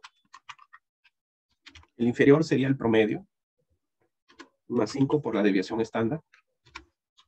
Sería el promedio más 10 por la desviación estándar, ¿no? Entonces, si vemos así, el límite de cuantificación podría estar entre 1.5 ppm a 2.4 ppm. Dentro de ahí debe haber el límite de cuantificación, ¿no? O sea, con seguridad tú dices que a partir de 2.4 yo puedo leer. ¿Hay frito? Si no, pues frito, pues. Disculpen ya, gracias. ¿Qué estamos diciendo ahí, no? Que a partir de 2.4 ppm yo con seguridad ya puedo cuantificarlo. Pero de repente es más bajo, ¿no? Hay que demostrarlo, ¿no? Hay que demostrarlo. Muy bien, de la misma manera es el otro, ¿no? De la misma manera es el otro. Entonces, con eso tenemos ese parámetro, ¿no? ¿No? Muy bien. Muy bien, ahí hemos entendido el límite de detección y el límite de cuantificación. ¿No? Acá hay algo especial, ¿no? Que esta guía de validación la considera. Otra forma de determinarlo. Estimar a partir de una curva analítica. La curva analítica, no, el límite de detección del método puede ser estimado con esta ecuación, ¿no? 3,3 S sobre B. S que es la desviación de la respuesta al blanco, el patrón respecto al blanco, y es la pendiente, ¿no? De la curva analítica. ¿No? Que en realidad de alguna manera, sí, que en realidad de alguna manera se ve de otro lado, ¿no? Miren, entonces implicado el método completo, que es el mejor. Yo voy a estimar el límite de detección, yo voy a determinar el límite de detección en la respuesta en Y. ¿Por qué? Porque posiblemente las concentraciones me salen valores cercanos a cero, ceros, hasta negativos. Puede suceder, puede suceder. Entonces, cuando las concentraciones de blancos no la puedo leer, o son ceros o negativos, yo analizo la respuesta del equipo. Entonces, yo determino el límite de detección respecto a Y, ¿no? ¿Qué es esto? Señal del blanco, ¿no? Y su desviación estándar. Muy bien. Listo. Ya. Y eso de ahí que tengo que hacerlo. Ya teniendo eso, le doy la forma y lo divido entre ¿qué? Lo puedo estar dividiendo entre la pendiente. No entendemos cómo es eso. Miren, vamos a ver acá. Vamos a ver el modelo. Es un modelo interesante que Inmetro lo ha desarrollado, ¿no? Ponte, yo tengo blancos, ¿no? Vamos a llamarle blancos SUI, ¿no? E1, E2, SU3. Estos blancos me están reportando, ¿no? Respuesta del equipo. Y SU01, y SU02, y SU0N, ¿no? Y cuando yo reporto en concentración, XU01, XU02, XU0N, estas concentraciones tengo problemas porque son ceros o negativos. ¿Puedo tener problemas? Claro que sí, porque pueden ser ceros o negativos. Entonces, si yo trabajo así, tener de estos blancos su desviación estándar promedio no es complejo. Entonces, ¿qué te dicen? Determina acá. Trabaja en la respuesta. ¿Y qué es lo que haces? El límite de detección del método en Y. ¿Cómo sería? Promedio de Y más 3 veces la desviación estándar de Y. Límite de detección del método en Y, en la respuesta. Y eso quiero llevarlo al límite de detección en X. ¿Qué hago? Y más 3SY lo divido entre la pendiente. Entonces yo tengo Y igual a más BX. Esta pendiente de la curva es la que sale acá, con la que he leído esto. Y listo. Y ese sería el aproximado del que yo estoy trabajando.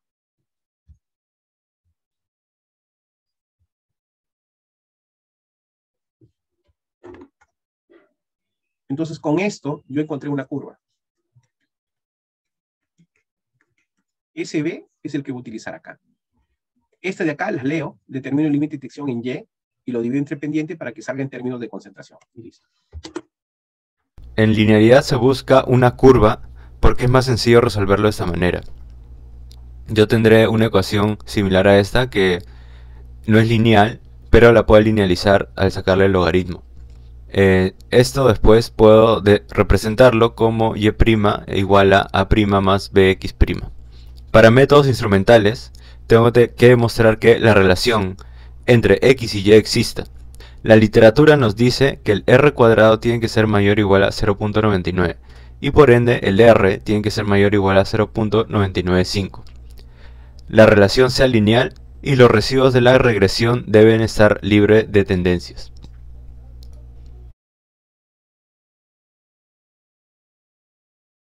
Es una guía de validación de metodología y rango de trabajo, ¿no? Nos dice el rango de trabajo es predefinido. Yo necesito que haya una alta correlación, ¿no? High correlación. Y para eso el R debe ser 0.99, ¿no? O por lo menos 0.99, ¿no? Por lo menos. Coeficiente de correlación. Por eso te dicen que por lo menos, si eso sucede, ¿no? El método debe tener una determinación de coeficiente de determinación de al menos 0.99. R 0.99 no. Coeficiente de determinación de al menos 0.99, ¿no? ¿Qué me están diciendo? La literatura te está diciendo que el R cuadrado debe ser mayor a 0.99. Mayor o igual, porque al menos debe ser 0.99. El R no. El R mayor a 0.99 lo elevas al cuadrado, baja, ¿no? El que está pidiendo es el R cuadrado. De ser mayor a 0.99. Eso nos está pidiendo. La lineal lo veo con el ANOVA, ¿no? Los residuales tienen distribución normal para que el modelo quede, ¿no? Pero ¿qué tan fuerte debe la relación entre X y Y? Debe ser muy fuerte para predecir. Y eso te pide como mínimo un R de 0.995.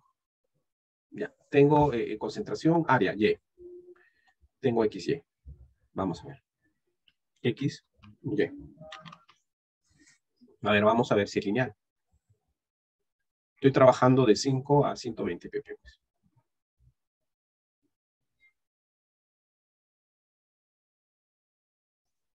Señores, ¿es lineal hasta 120 ppm o ustedes qué creen?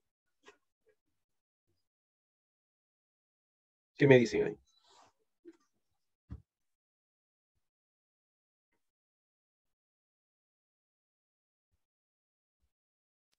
Hasta 100.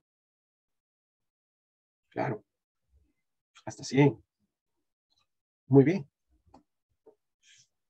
Muy bien. Muy bien, chicos. Muy bien. Entonces, ¿cómo podríamos hacer eso? ¿Cómo podríamos trabajar eso? ¿Ustedes qué me dicen? Yo podría eliminar y posiblemente eso no sería, ¿no? ¿No? Podríamos hacer eso. Claro, hasta 100, ¿no? ¿Pero qué hago? Bueno, vamos a verlo. No, que habíamos dicho primero el R. R mayor a 0.995. 995. Mayor o igual a 0.995. Vamos a ver cómo nos sale, ¿no? Vamos a hacer la regresión. Regresión. Vamos a ver el modelo Y en función de X. Almacenamiento de los residuos. Listo. Vamos a ver un ratito acá los residuos si tienen distribución normal. ¿Tiene distribución normal? ¿Qué me dice el modelo? La regresión. Su P0 es menor a 0,05. El modelo es lineal. ¿Qué tan bueno es tu R? R. Tu R es 0.9795. 0.9795. Es mayor a 0.R, ¿no? No, mira, el R cuadrado. 0.99, ¿no? Menos. Yo necesito que este R sea mayor o igual a 0.995. 99.5 el R. No cumple. ¿Por qué no cumple? Por el 120, ¿no? El 120. Acá. Entonces voy a hacer lo mismo, pero sin esto, ¿no? Hago eso, hago la curva, señores. Hacemos la curva, por favor.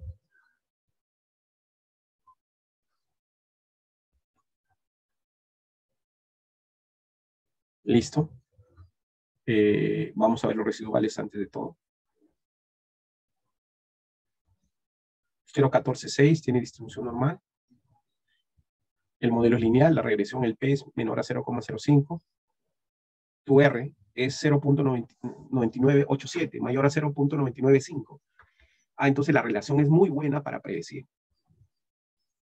Entonces, ¿para qué me sirve que esta relación sea fuerte? Esa relación fuerte, ¿para qué me sirve? Para poder predecir, porque puede haber una buena relación, pero no es tan alta, ¿no? Entonces yo necesito que el R cuadrado sea mayor o igual a 0.99. Lo necesito hacer. Necesito trabajarlo así para poder predecir. ¿Por qué necesito que la relación sea lineal? Porque yo estoy trabajando con la curva lineal. ¿Y por qué necesito que los residuales tengan distribución normal? Para utilizar mínimos cuadrados. Si no, tendría que trabajar con mínimos cuadrados ponderados. Mira, el Comité Nórdico de Alimentos me pide 0.999, más alto, ¿no? Pero para nosotros, para química, con lo que hemos visto, es 0.995. ¿no? La relación debe ser lineal. Ahí, en la regresión, el P menor a 0,05 queda. Y los residuales deben de tener distribución normal. Ahora, ¿qué hemos visto? Mi rango de linealidad. ¿Hasta dónde es lineal? Hemos dicho que es hasta 100, ¿no? Y si encuentro más de 100, hago dilución.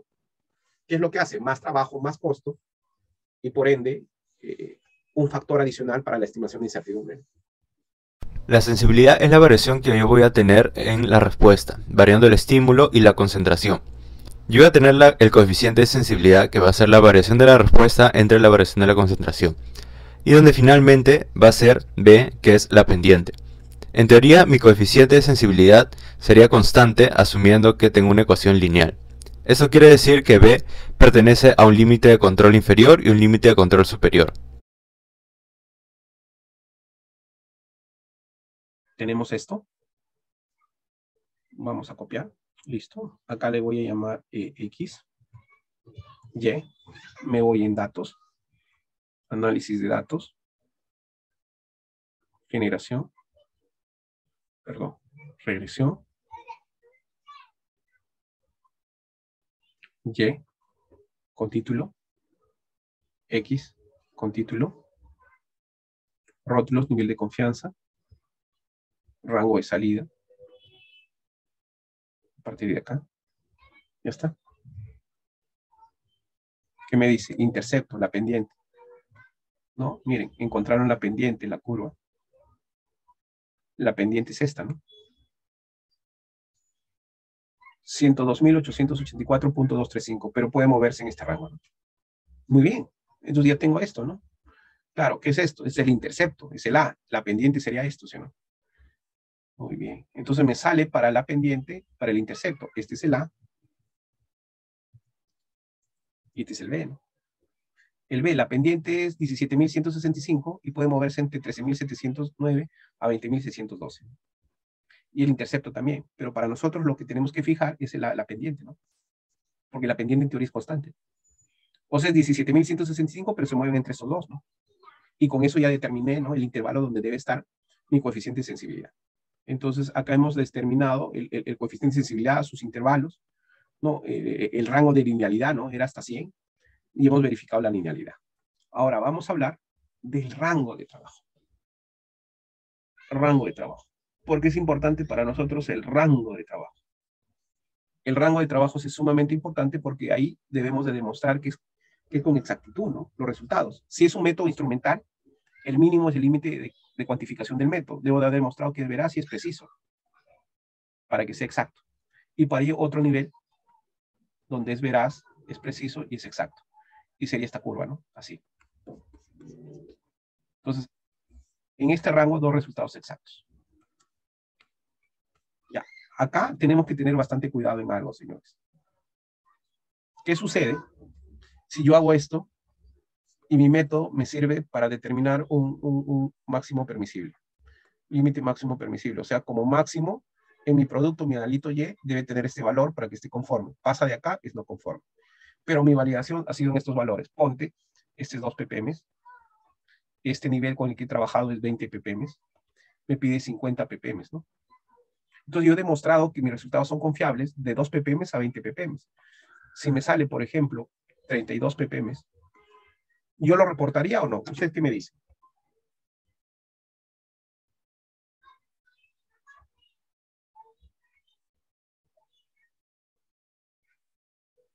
¿Qué haríamos?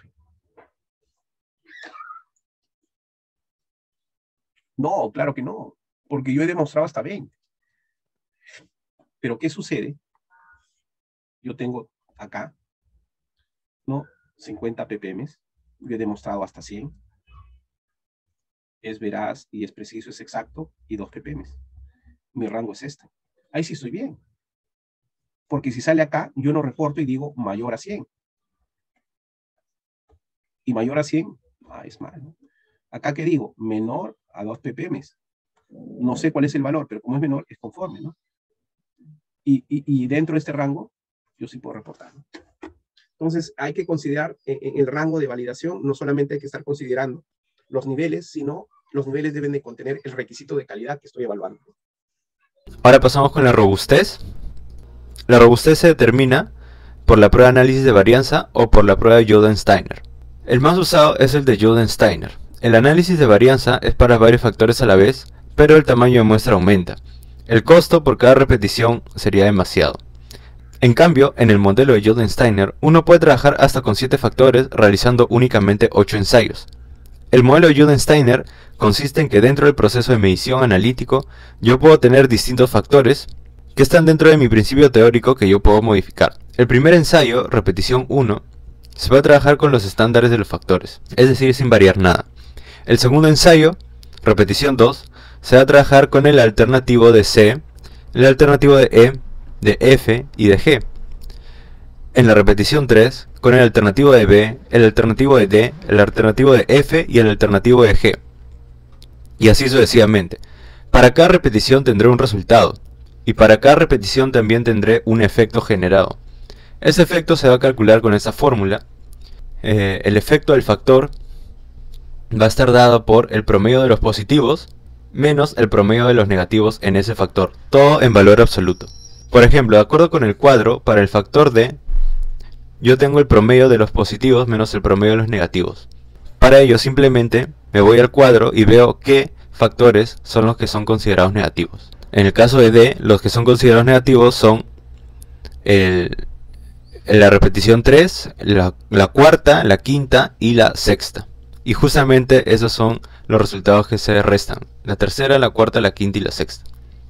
El resto van a estar con signo positivo, y el efecto será significativo si el efecto en ese factor es igual a 2.24 desviación estándar de la repetibilidad.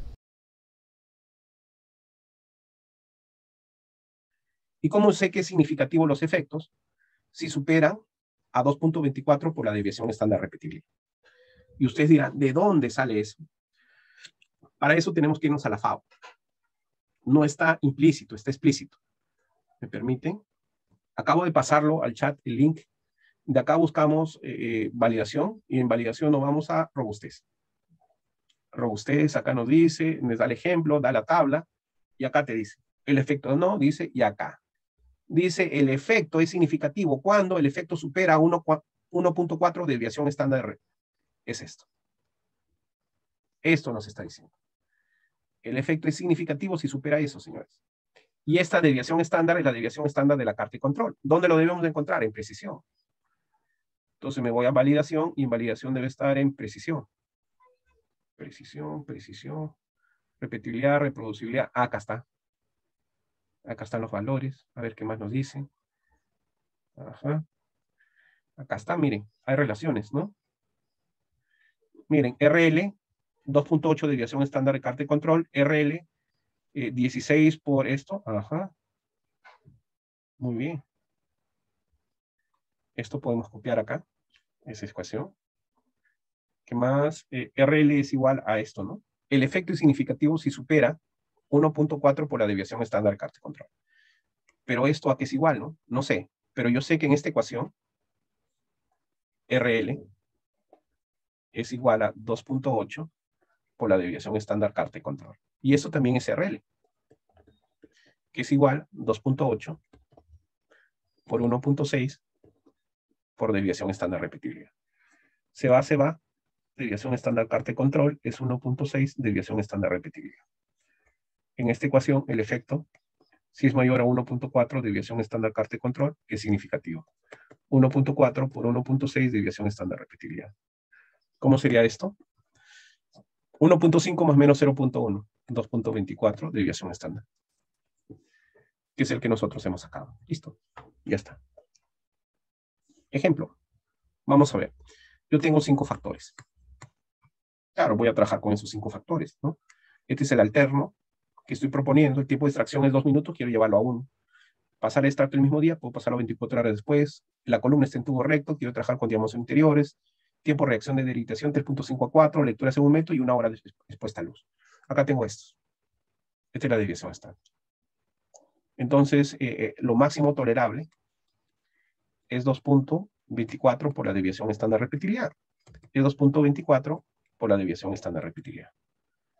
Y tengo que determinar el efecto de A, el efecto de B, efecto de C, efecto de D, efecto de E. Si cualquier efecto es menor que 2.24 la desviación estándar repetibilidad, esto es robusto. ¿Qué significa robusto?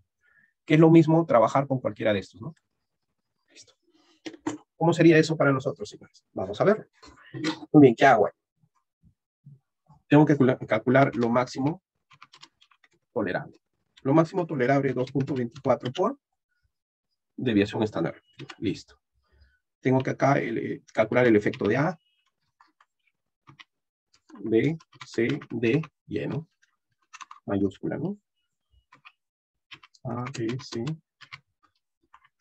D, y E. Ya. Ese efecto, ¿cómo sería? el valor absoluto del promedio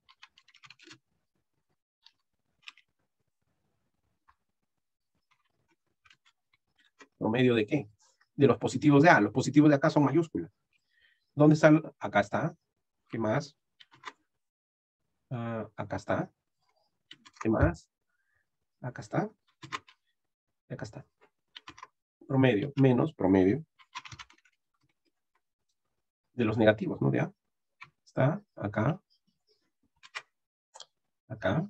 Los negativos son los minúsculos acá, ¿no? Está. Ahí está, señores. 6. Me tolero hasta 2.22, es robusto, ¿no? B. El promedio. B. Los mayúsculas.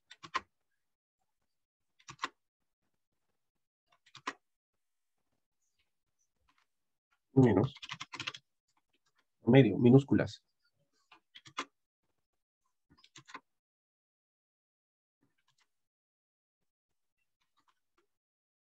Listo.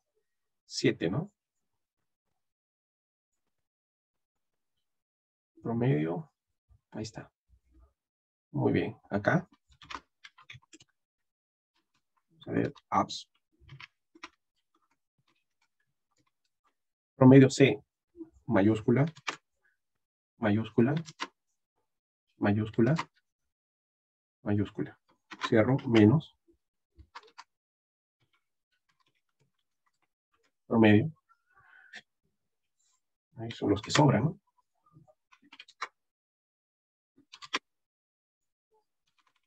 Está. Muy bien. D. Apps. Promedio. Vamos ahí. D mayúscula. Acá está. 1, 2, 3, 4. No, acá están los que sobran, son los minúsculas.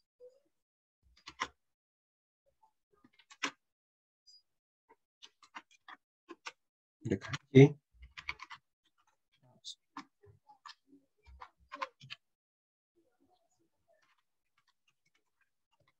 Promedio. Mayúsculas.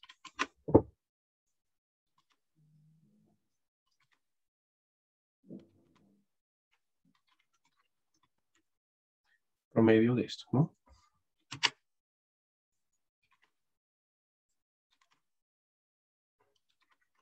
Ya está. ¿Y qué tienes ahí? Magnífico. Todo es menor. Por lo tanto, es robusto, ¿no? Listo, señores. Ya está. Estos son los efectos. Y todos los efectos son menores que el máximo tolerable, que es 2.24 por la desviación estándar repetitiva. Por lo tanto, ¿qué puedo afirmar, señores? Que yo puedo cambiar por el método estándar que he planteado acá, ¿no? Y es robusto para todos esos factores. Listo. Y eso para nosotros sería robustez.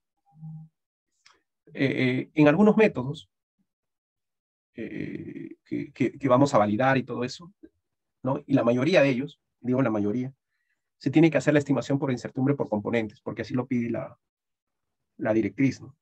de acreditación, ¿no? De validación que tenemos de INACAR. Pero si el método en algún momento lo tiene, queda, ¿no? Pero si de repente el método lo estamos validando internamente, pero no para acreditación, una forma de estimar incertidumbre es teniendo en cuenta la desviación estándar de reproducibilidad, ¿no?